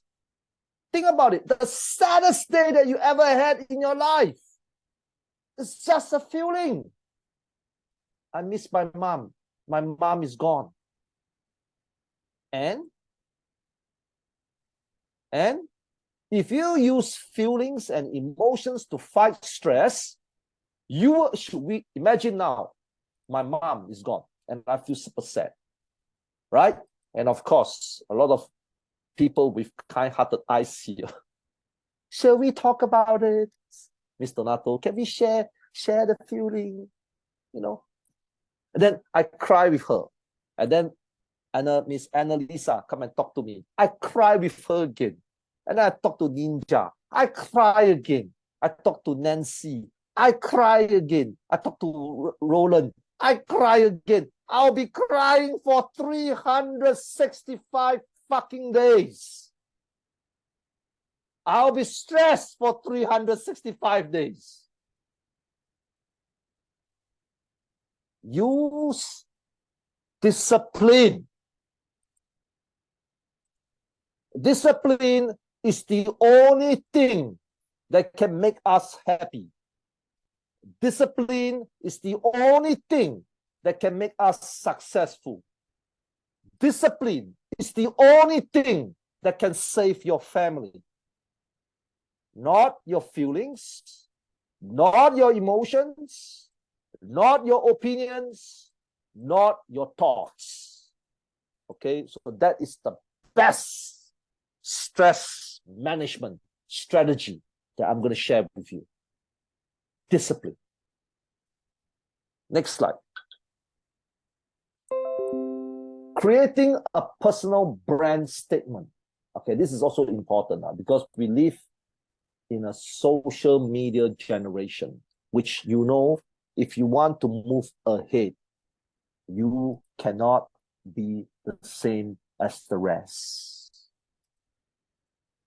Okay, but I didn't tell you to be dramatic. You understand? I mean, you cannot be the same as the rest in terms of the good ways. Understand, Miss Donato? Right? Don't be a crazy drama girl and then you think you're special and different. No. Don't be confused. What I mean is be different in a good way. Okay? That means you be the most disciplined person. Be the most hardworking person. Be the strongest person. That is your brand. When people see you, they can feel, oh shit, man, this guy, man, I trust him, man. Right? You understand? Like me, when people see me, not because I'm handsome, you know, and then people want to talk to me, you know. No, because when they see me, they know that I'm mentally strong. I'm mentally strong. Right? And I won't give up. And I don't take bullshit for an answer. Right? So create a personal brand that separates you from the others, but in a good way. Because everybody can have more discipline, right?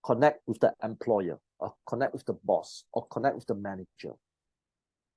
So how you're going to connect? I'm not sure. You understand not? Okay, because individual people here is different. So you got to check situational questions like, connect. You understand what I'm saying? Right? Connect. The traditional questions you already memorize by heart. You understand? You already know the traditional answers, right? Where are you from? I'm from the Philippines.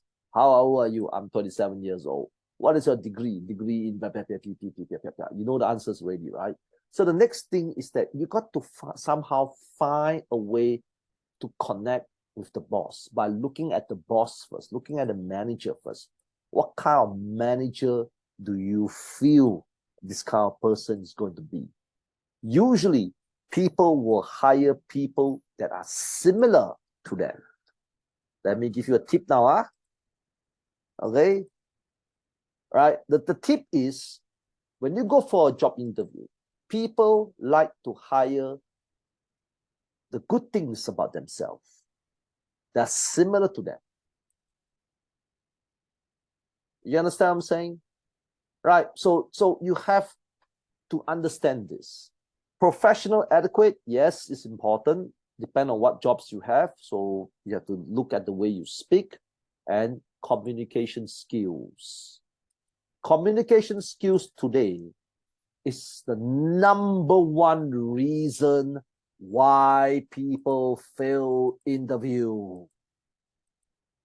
Do you understand? Okay, let me be honest with you. The number one failure of interviews today is most people today has a lack of communication skills. Do you understand? Like, I can literally tell you, if I'm going to interview 90% of you, I don't think a lot of you will pass the interview because you have a lack of communication skills. So this is something that you need to work on. Increase your intelligence, you understand? So for example, if you interview for a 5-star hotel, increase your intelligence about 5-star hotels in whatever country. You understand? If you interview for a job in Singapore, increase your intelligence about Singapore and that particular company, that particular industry, that particular trade. Put in the effort, you understand, so that you have common topics to talk about. You understand? Okay? Next slide. Review.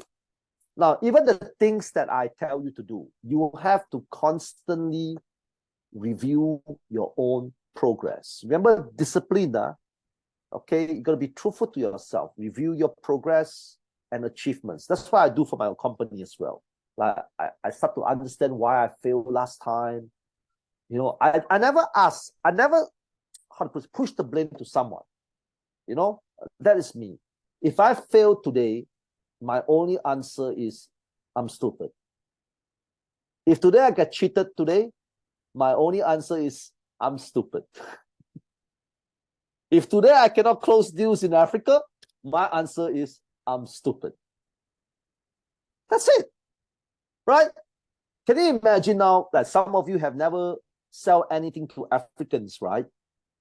Agreed? So when you try to sell something to the Africans and the Africans don't buy from you, you cannot blame the Africans because the Africans are buying from other people. They're not buying from you. So the real answer is still you. Right? So that's the one biggest thing about people today is that a lot of people are not humble enough to admit they are not good enough. They're not humble enough. You understand? Like, say, listen, there is nothing wrong if you're not good enough. Okay? Listen now, guys. Please do not think that you're good enough. Because if you think you're good enough, and this is the best that you can produce, it's a fucking nightmare. Do you understand what I'm trying to tell you? Can you imagine now if I interview you now, right? And you tell me that you are the best of the best of the best now. Is it a nightmare? Literally, it's a nightmare, right? Right?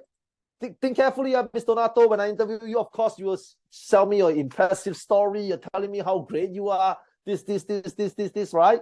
But if you sit down and be calm about it and start to think that this is the best of Miss Donato,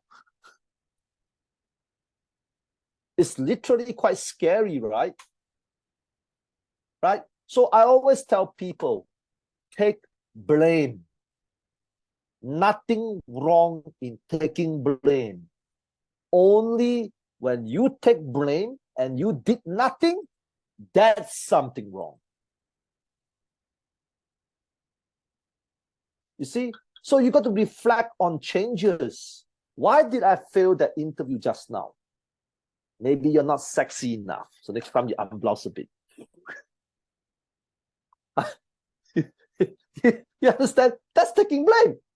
Right? Or maybe the guy, some of the men here, you don't comb your hair enough, Maybe it could be as simple as you didn't comb your hair for interview and you think it's stylish. But the manager doesn't think that way. The manager thinks that you're messy. It could be as simple as that. It could be as simple as you don't smile during the interview, Like I do a lot of hospitality interviews for 5-star hotels. One of the biggest problems is people don't smile. People don't fucking understand. It's hotels. It's hot. People want to see smiley people. You understand? I don't want to see a depressed Miss Donato crying every day in the hotel. Like I owe her money. Imagine your hotel guests go to the reception counter. She feels that she owes you money. That's why you're so sad. Right? Take blame.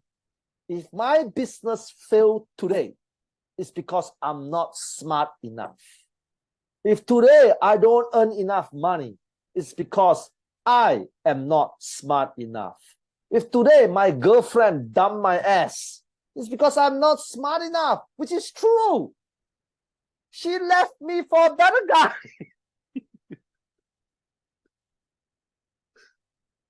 You understand? What is that wrong?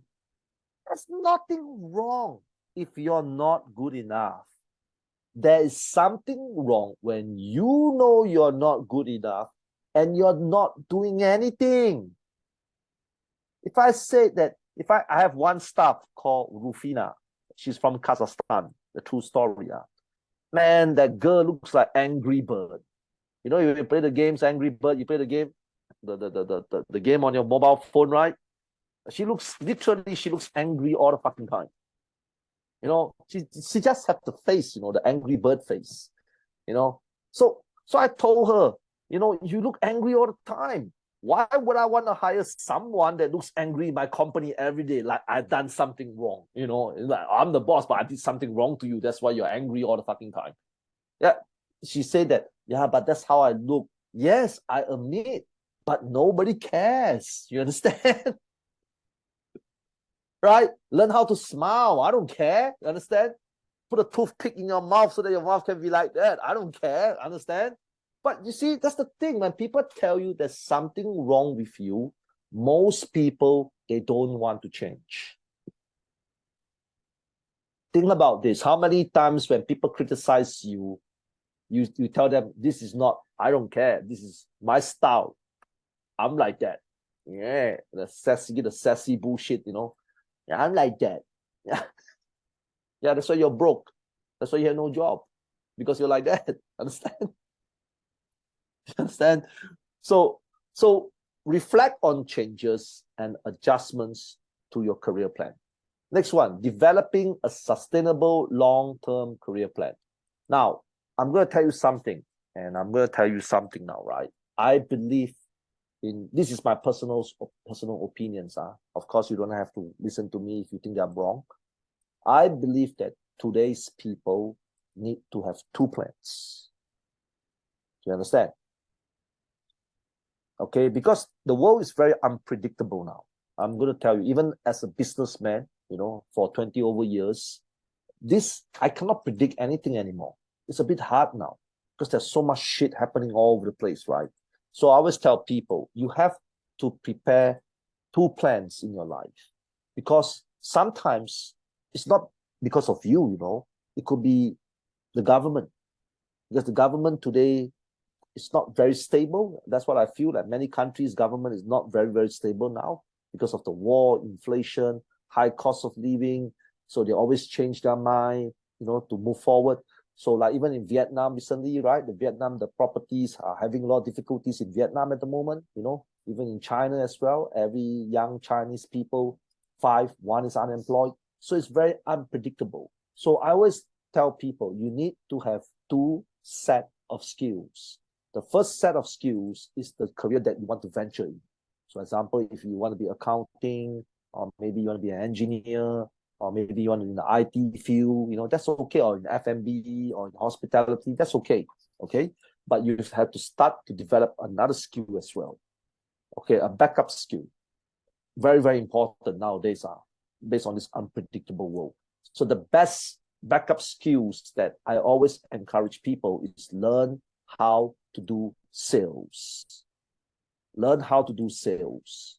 Because sales is the only jobs in the world that guarantee success. And sales is the only job in the world that will guarantee employment. You understand? So and not only that, sales skills can make you better in terms of communication, discipline, persistency, you know. So I always tell people, you know, instead of staying at home and watch your stupid TikTok videos for 6 hours, you know, why not go and sell some stuff on the weekend? Sell some cakes in a cafe. Yeah, there's a lot of part-time jobs available in your country, right? Agreed? So when you take up these part-time jobs, it's not because you want to earn the money, because you have a full-time job, you understand? The part-time job is to help you to develop new skills. Like it could be as simple as working in a cafe, you know, working in a cafe, selling cakes to people. Don't show your angry bird face every day, you know. You understand? Why are you showing your angry bird face to everybody to see? Learn how to talk to people, learn how to make people laugh. You know, these are all important skill sets. So my suggestion for everybody is, if you have the time, which you do because you're not the Prime Minister of Singapore and you're not the Hong Kong president, so obviously all of you will have time, right? So go get a part-time job on the weekend, but the part-time job is not for earning money. You understand, guys? It's for you to practice your skills and still get paid, right? So the best part-time jobs is sales. Learn jobs that requires you to talk, speak, communicate, maintain relationship, customer service skills, you know. Do these jobs, okay? Developing a sustainable long-term career plan, I mentioned before, okay? Set new goals and objectives all the time, because sometimes in life, we don't want to do the things that we wanted to do. You know, there are times that if you study a degree in engineering, right, and you get an engineering job, maybe you don't want to do engineering anymore. You understand? Like some of you want to be a nurse, right? So when you start cleaning old people's ass every single day, when the old people start to shit all over the place, I don't think some of the people want to be nurse anymore, you know? So of course you can use discipline to overcome that problem, or you can start setting new goals all the time. Commitment to ongoing career development. Okay, listen to me. What does this mean? In life, there are times that things will not work out. Most of the time, not sometimes. Most of the time, things will not work out. Okay? But you cannot stop growing. Okay? Let me explain what do I mean by this. Imagine today you are a housewife. Okay, you're a housewife. That means you're married to someone. You take care of children for 20 years. Then all of a sudden, something happened to your family. Touch wood. It could be your husband passed away. It could be your husband have sickness, or your husband's business went bad, or your husband's life, you know, went south. And then for the first time in your life, you need to be independent. Do you think it's easy after 10 years of being a housewife and just like that? It's hard, right? So I always tell people, continuous development should be your hobby. Do you understand? Like some of you like to watch football, right? I love watching football. So you every time when you watch football, you remember the football players' names, right? So you memorize by heart. So this improvement, right? And some of you love to watch TikTok videos, right? So some of you can literally lie on the bed, watch TikTok videos in an angle, and you won't fall asleep. Because that's how mastery you are, right? So you see, so we all do things. So try to make personal development as a never-ending hobby. That means it never ends. That's what I do for my personal life. It never ends. It will only end until the day you die. Keep it simple. And I believe your life will be good. Okay, go with any more slides? No more, right? Okay, guys. So we have come to the end of the lesson. Okay, so as usual, I will give 15 minutes to 20 minutes for you guys to ask me some questions. Okay, so because there's a lot of people here today, about 170 of you. I cannot unmute you. So if you have any questions about what today is about, you can type on the chat box below. Okay, type your question on the chat box below, and I will try my best to answer some of your questions. Okay, don't be shy.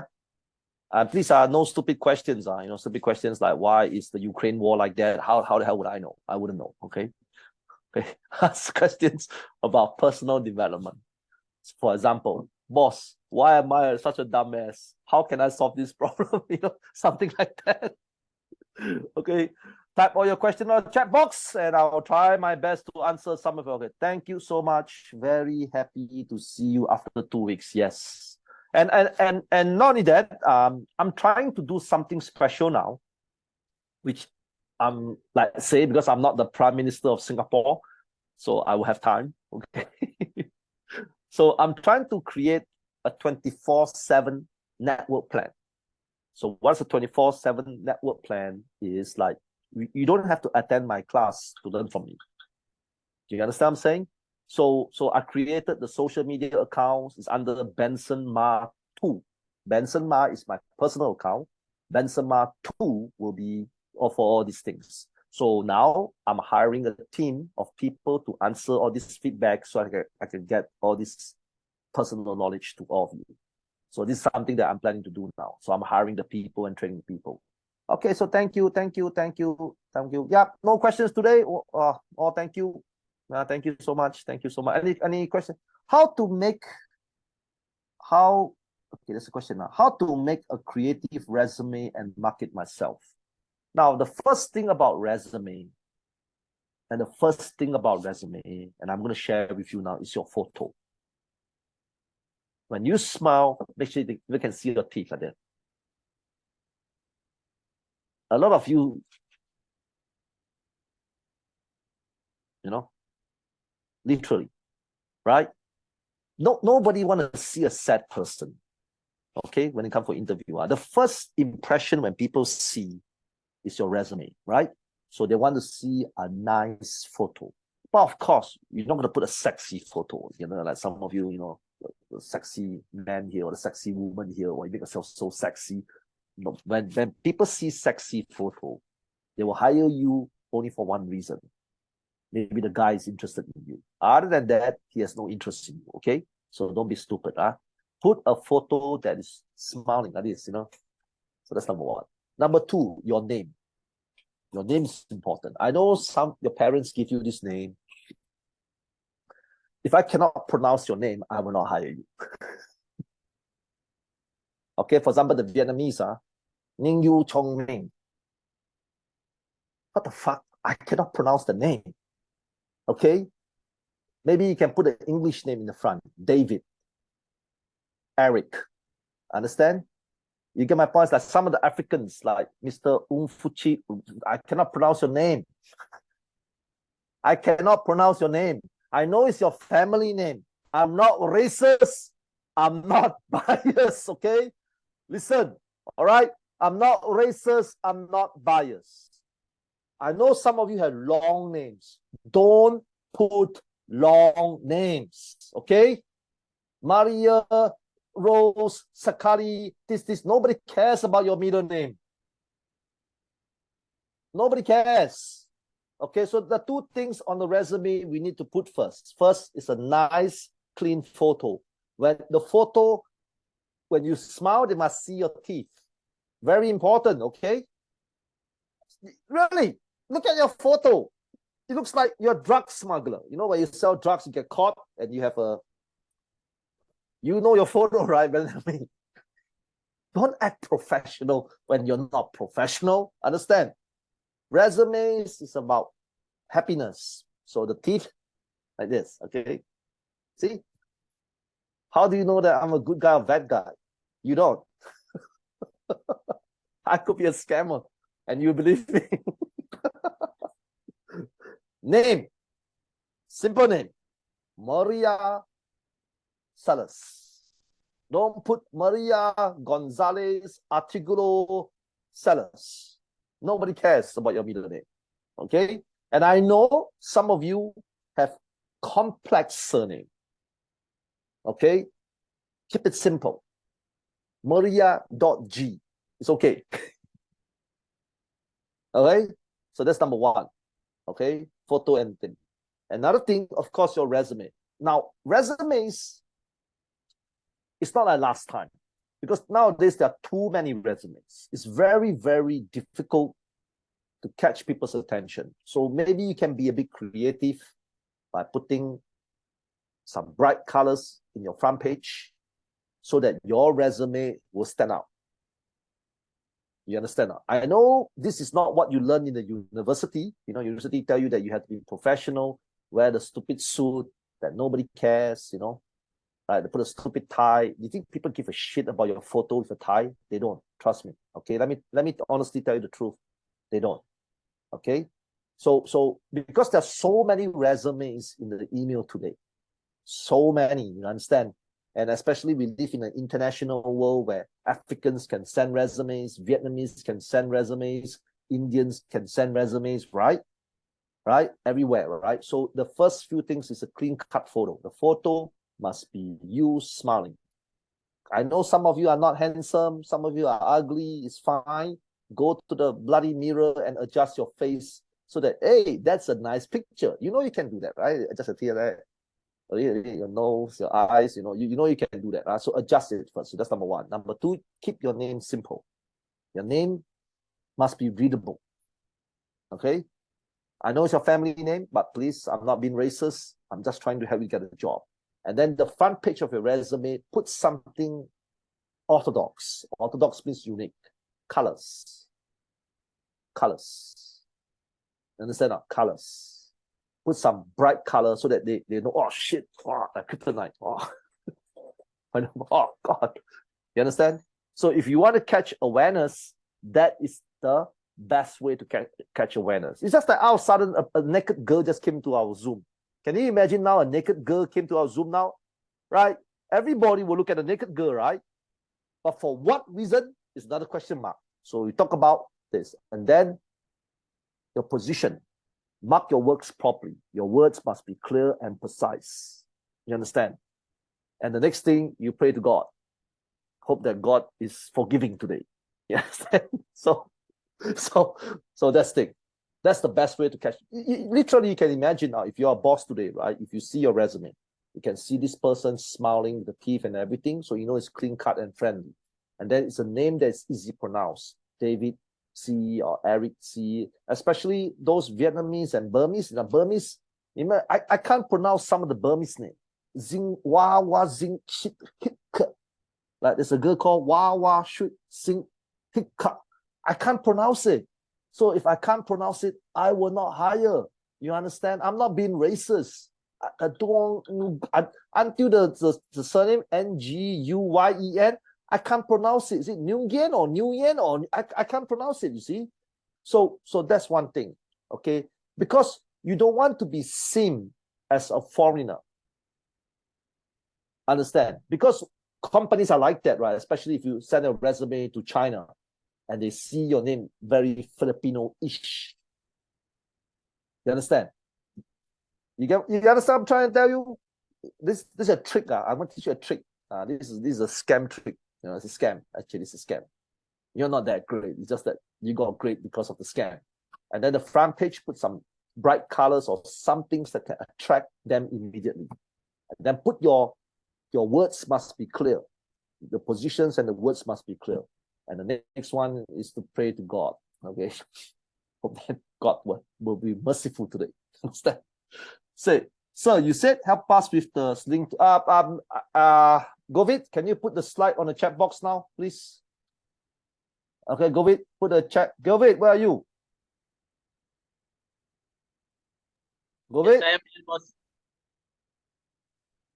I saw you now. Put the slides on the chat box, please, so you can download from the chat box. Thank you.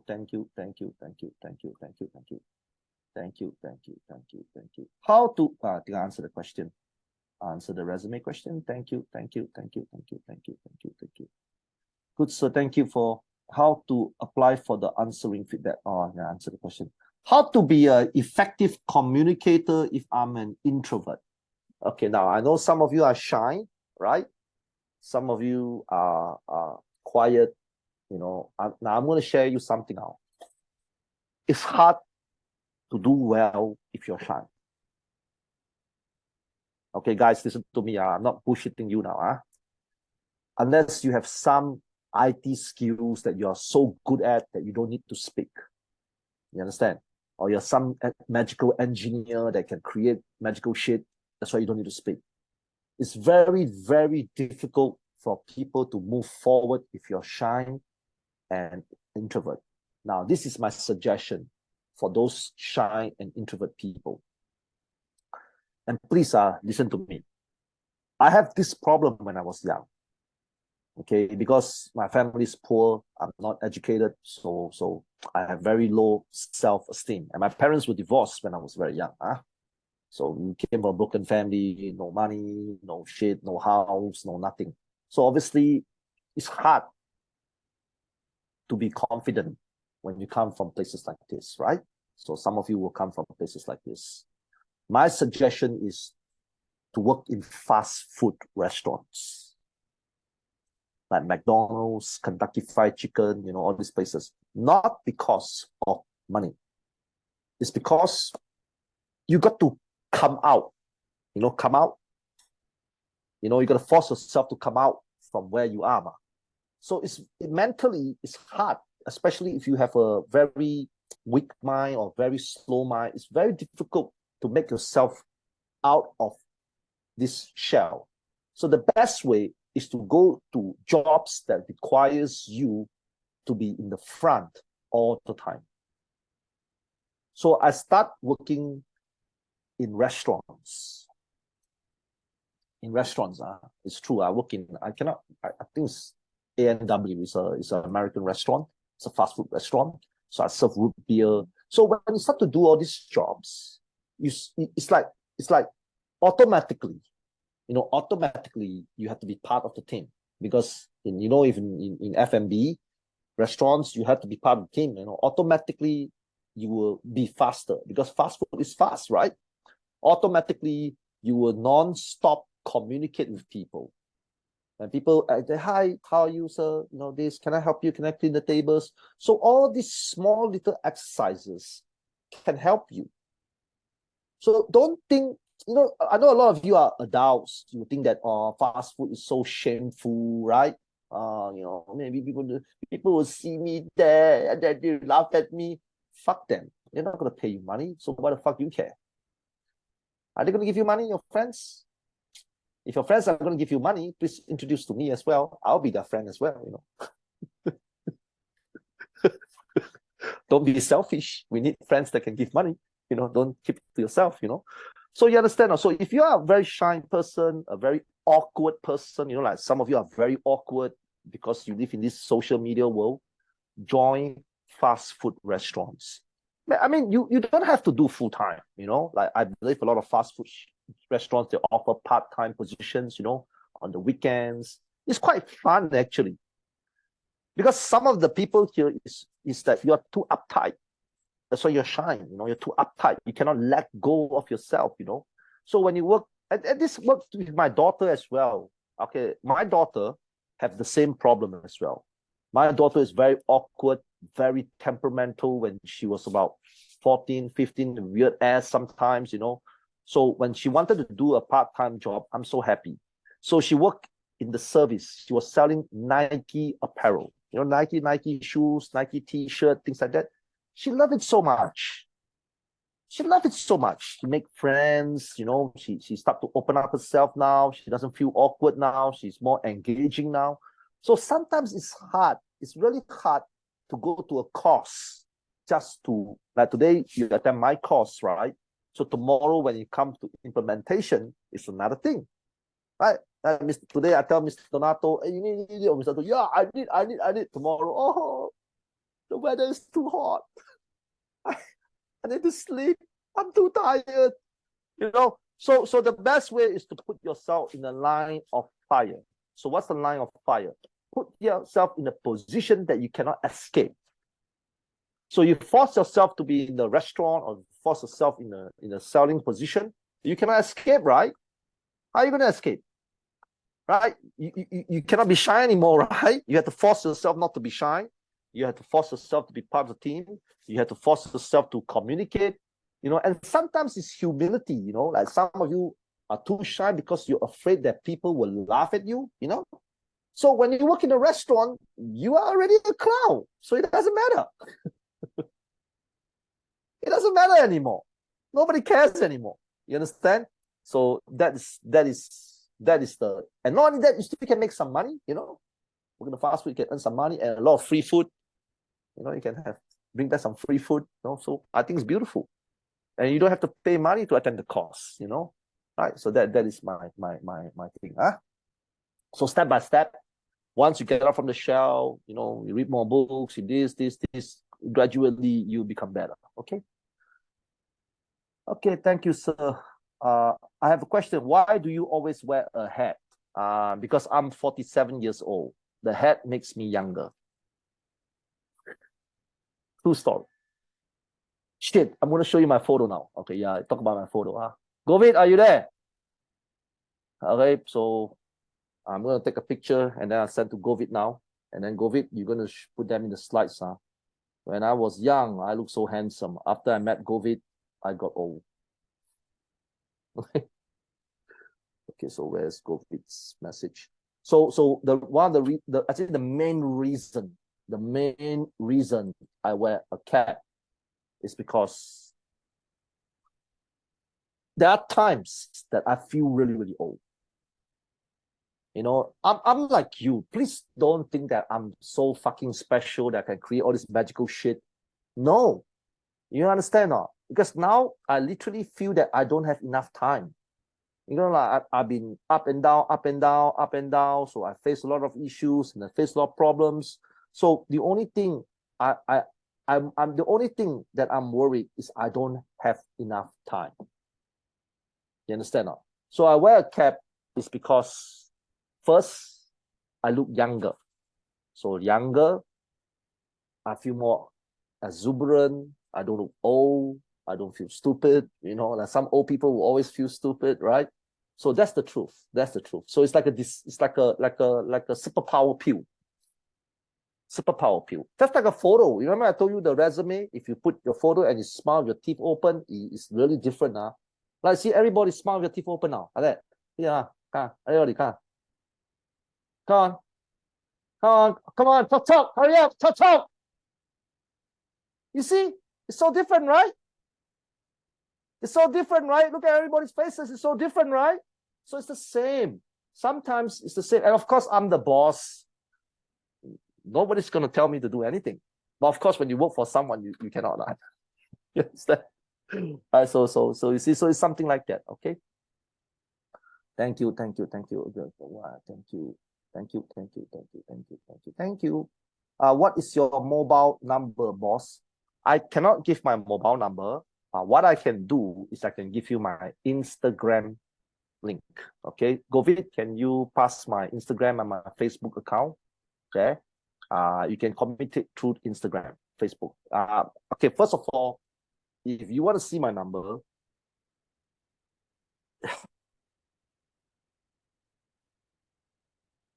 I have so much work in my handphone number. All work. You understand? No friendship, because I have so many staff and so many offices, right? My phone is full of work. You understand? Literally, I have no friends on my mobile phone. Literally. You understand? So if you want to talk to me, you can go to Instagram link or Facebook link. But because I receive a lot of messages a day, okay, so sometimes it will take me a longer time to reply to you. Okay? But the next one is, the one that I'm going to do, the Bensema 2 thingy, right? That one's different. The one I will have assistants, trying to tell me so I can help you. I can see my photo now. What joint pain? What are you doing, COVID? Okay. Okay, next question. Hold on, next question. Thank you, sir. I want to work in Singapore. If you don't mind, you can help. How do I do and get a good resume? Now, to work in Singapore, there are actually two ways. The first way is don't have high expectations.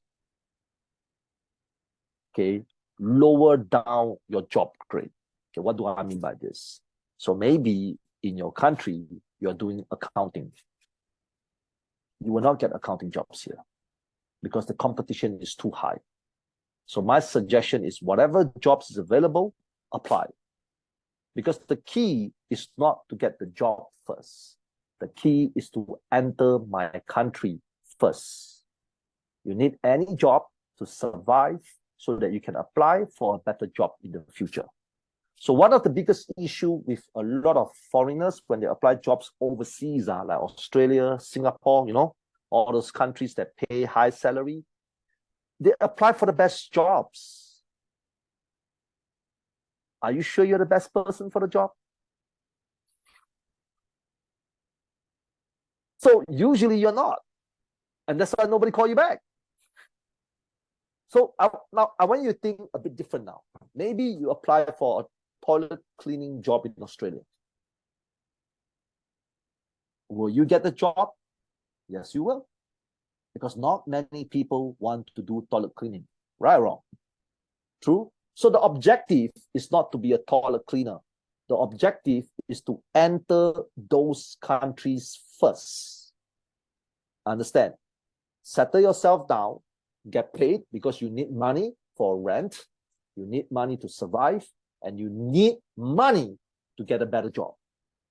So when you're in Singapore or Australia or Canada doing toilet cleaning, which is a job that you don't like, but the pay is still better than your country's pay, right? You understand? Meanwhile, during that period of time, you can apply for other jobs. And it will be easier for you is because you are in Singapore, so you can go for interview. You are in Australia, so you can go for interview. There are two types of people. The first or the second type is you are really, really that great. You're really, really special. Maybe you are underwater welder. That means you go under the water and you repair ships like that. That's a special job, which Singapore don't have talents for that. You understand?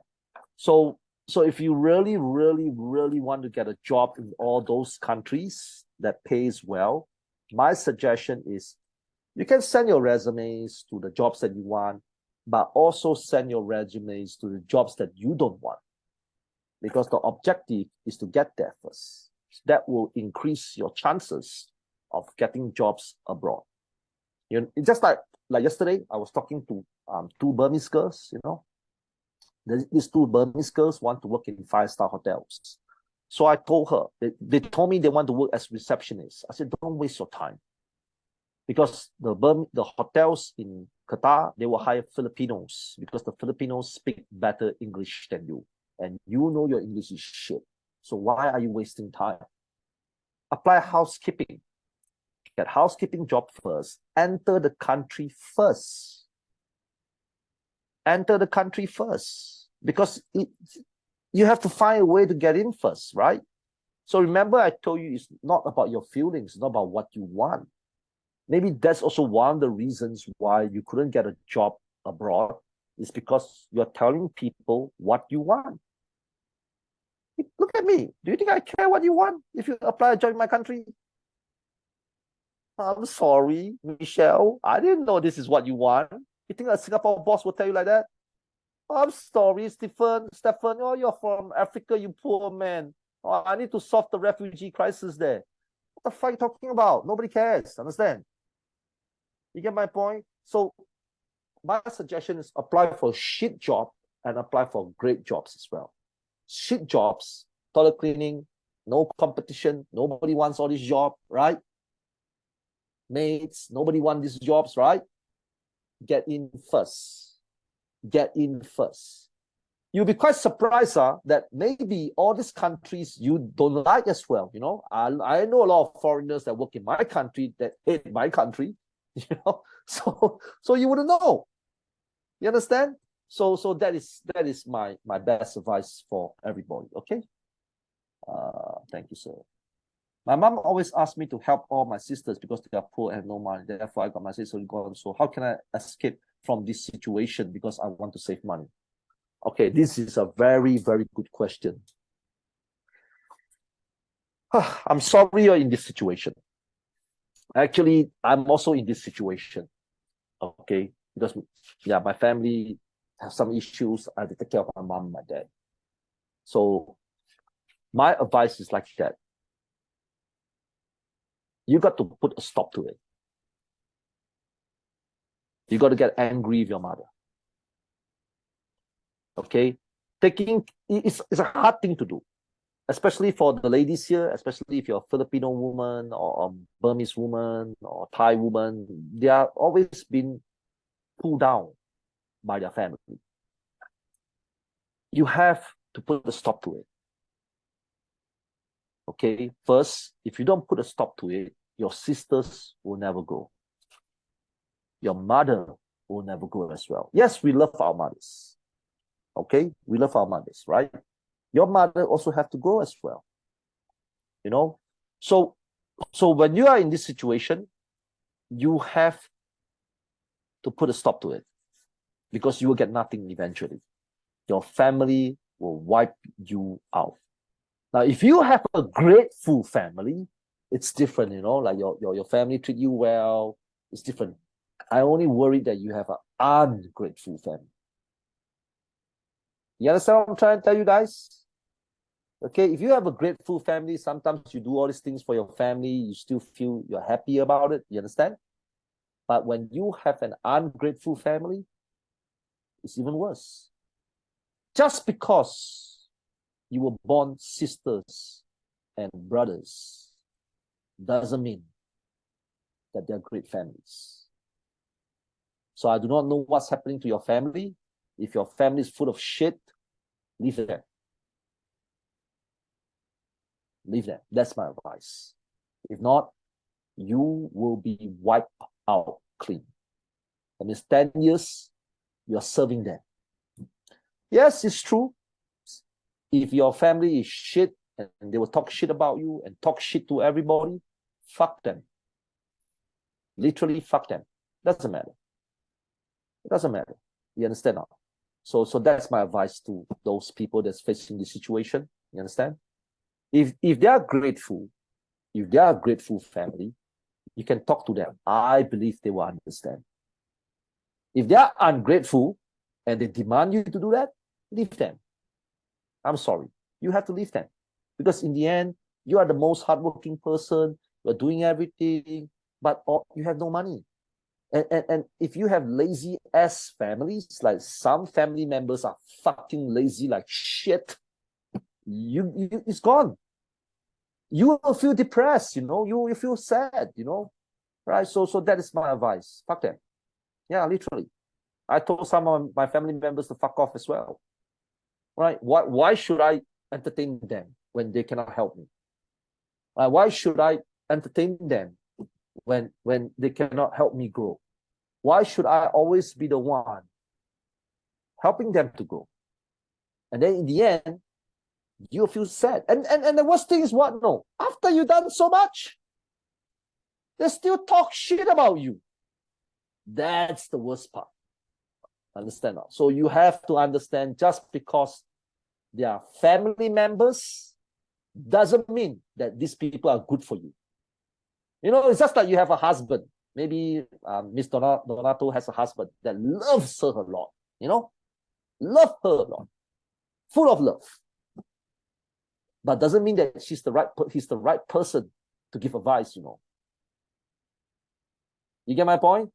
Like you understand? Just because your husband loves you a lot doesn't mean that these are the right person to ask for career advice.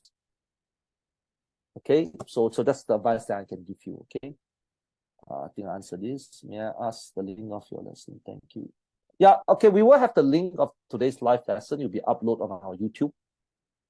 Okay, last two questions.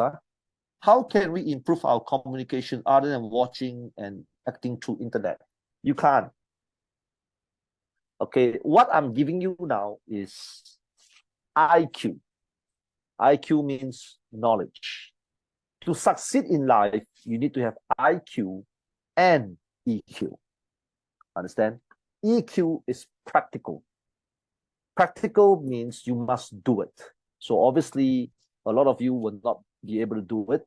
My suggestion is take a part-time job somewhere. You know, a part-time job that is non-related to your full-time job, so that you can practice your skills. When you treat part-time jobs as classes, the part-time job will be fun. If you treat part-time job as a job, the part-time job will not be fun. What's so fun in working in McDonald's? Right? Working McDonald's is not fun. But if you use McDonald's as a training platform to improve your confidence, then it's fun. Okay? So, last question. Why do people seem to regard someone lazy when the person refuses an offer because he or she knows his potential skills? I'm not sure what your question is about. So, let me presume that maybe you feel that why people judge people to be lazy. Let me tell the truth. And this is blatantly, I'm going to tell you. If you don't achieve anything in life, number one problem, laziness. That's the truth. That's the truth. I'm telling you the truth. Laziness. Now, of course, not all of us are going to be millionaires and billionaires, because to be there, you need to be a bit extra special. But all of us can be above average. Above average means you have a decent life, you know, a good life, not superstar life, but a good life. If you cannot achieve a good life, it's literally because you're lazy. Because everything is difficult for you. So I give you one good example so that you understand what I'm saying. And this is an example that I always use so that people will know. Everybody wants a good paying job, right? Like maybe 2,000 or 5,000 USD per month. So the only country that I know today that can offer you this salary, okay, and they need a lot of foreigners, and they are not as racist as some of the other countries. Japan. Japan is literally offering people a lot of jobs there. But the fucking problem is people are looking for shortcut and ask stupid questions. You know what's a stupid question? A stupid question is, can I don't pass the Japanese test and get a job direct? That's a stupid question. And this question, you will ask me. You know why? Because that's a fucking lazy question. Because you want a shortcut. And my answer is yes, You can, if you can convince the Japanese Prime Minister to allow you to do that.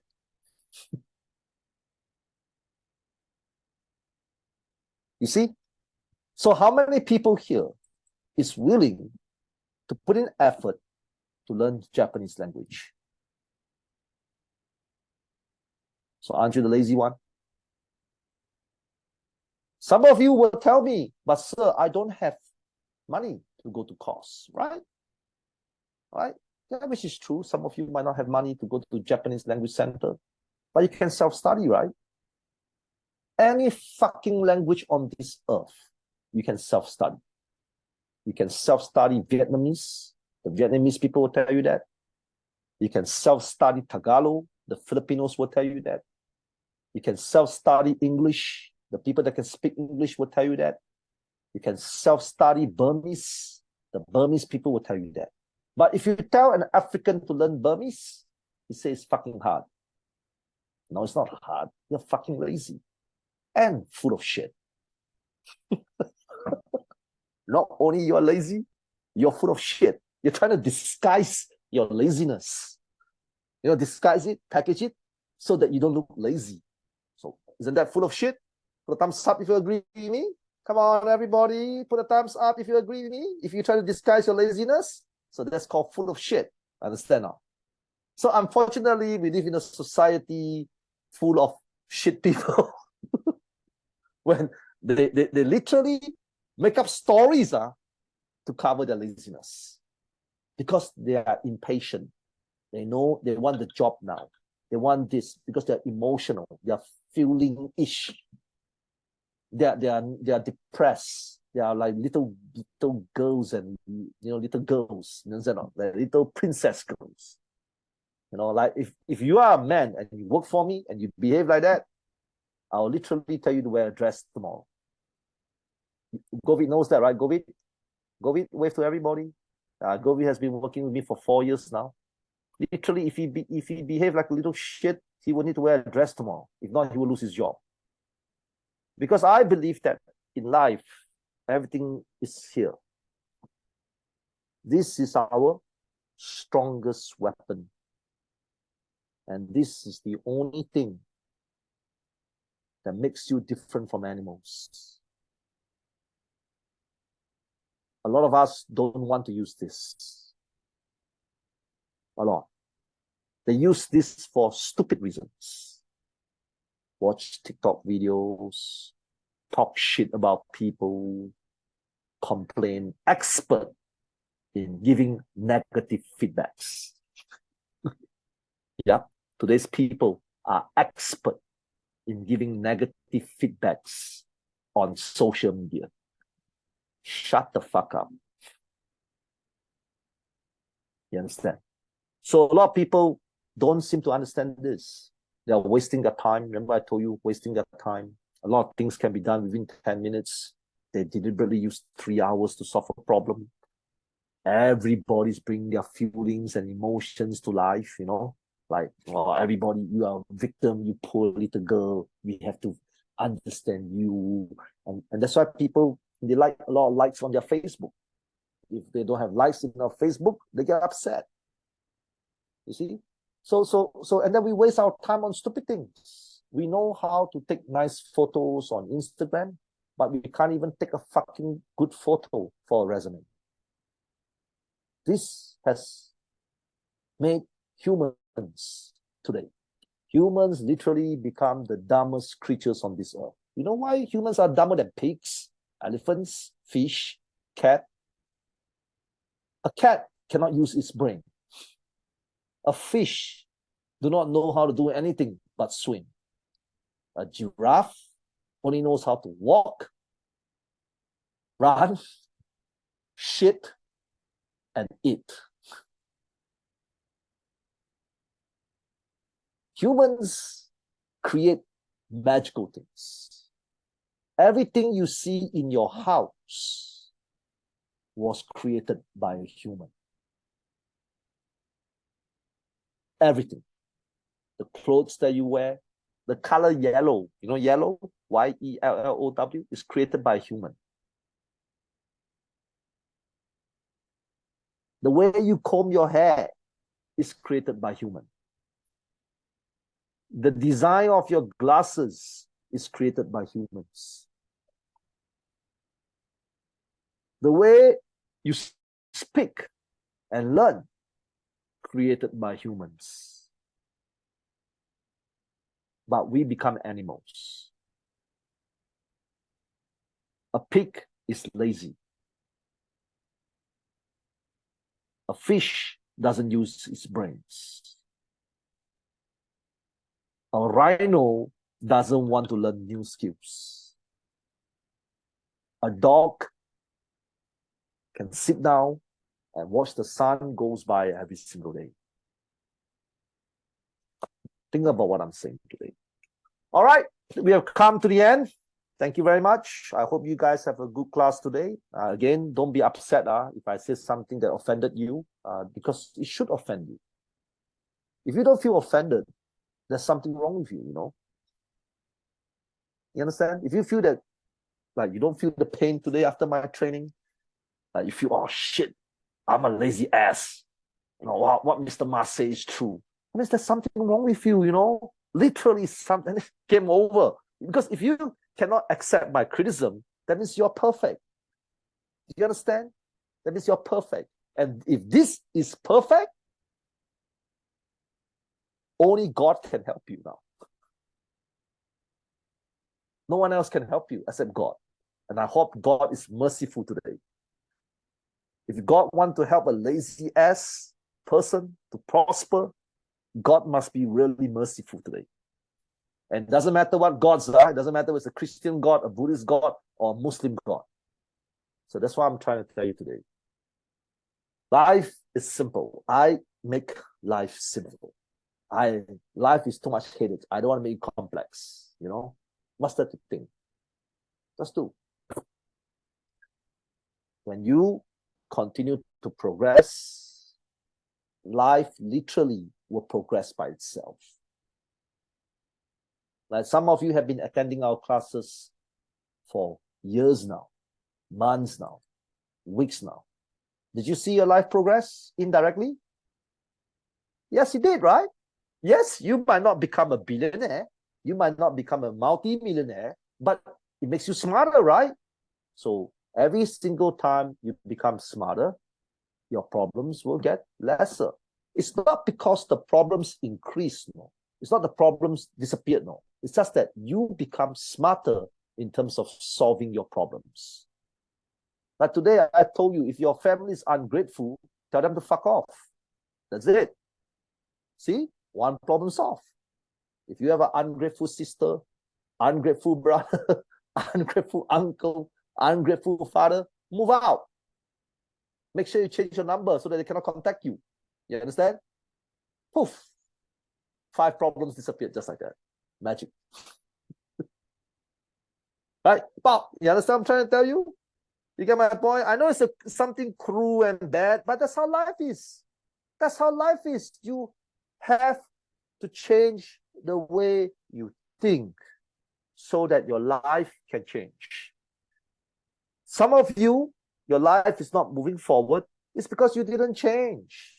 10 years ago, you're like that. 10 years later, you're still like that. Right?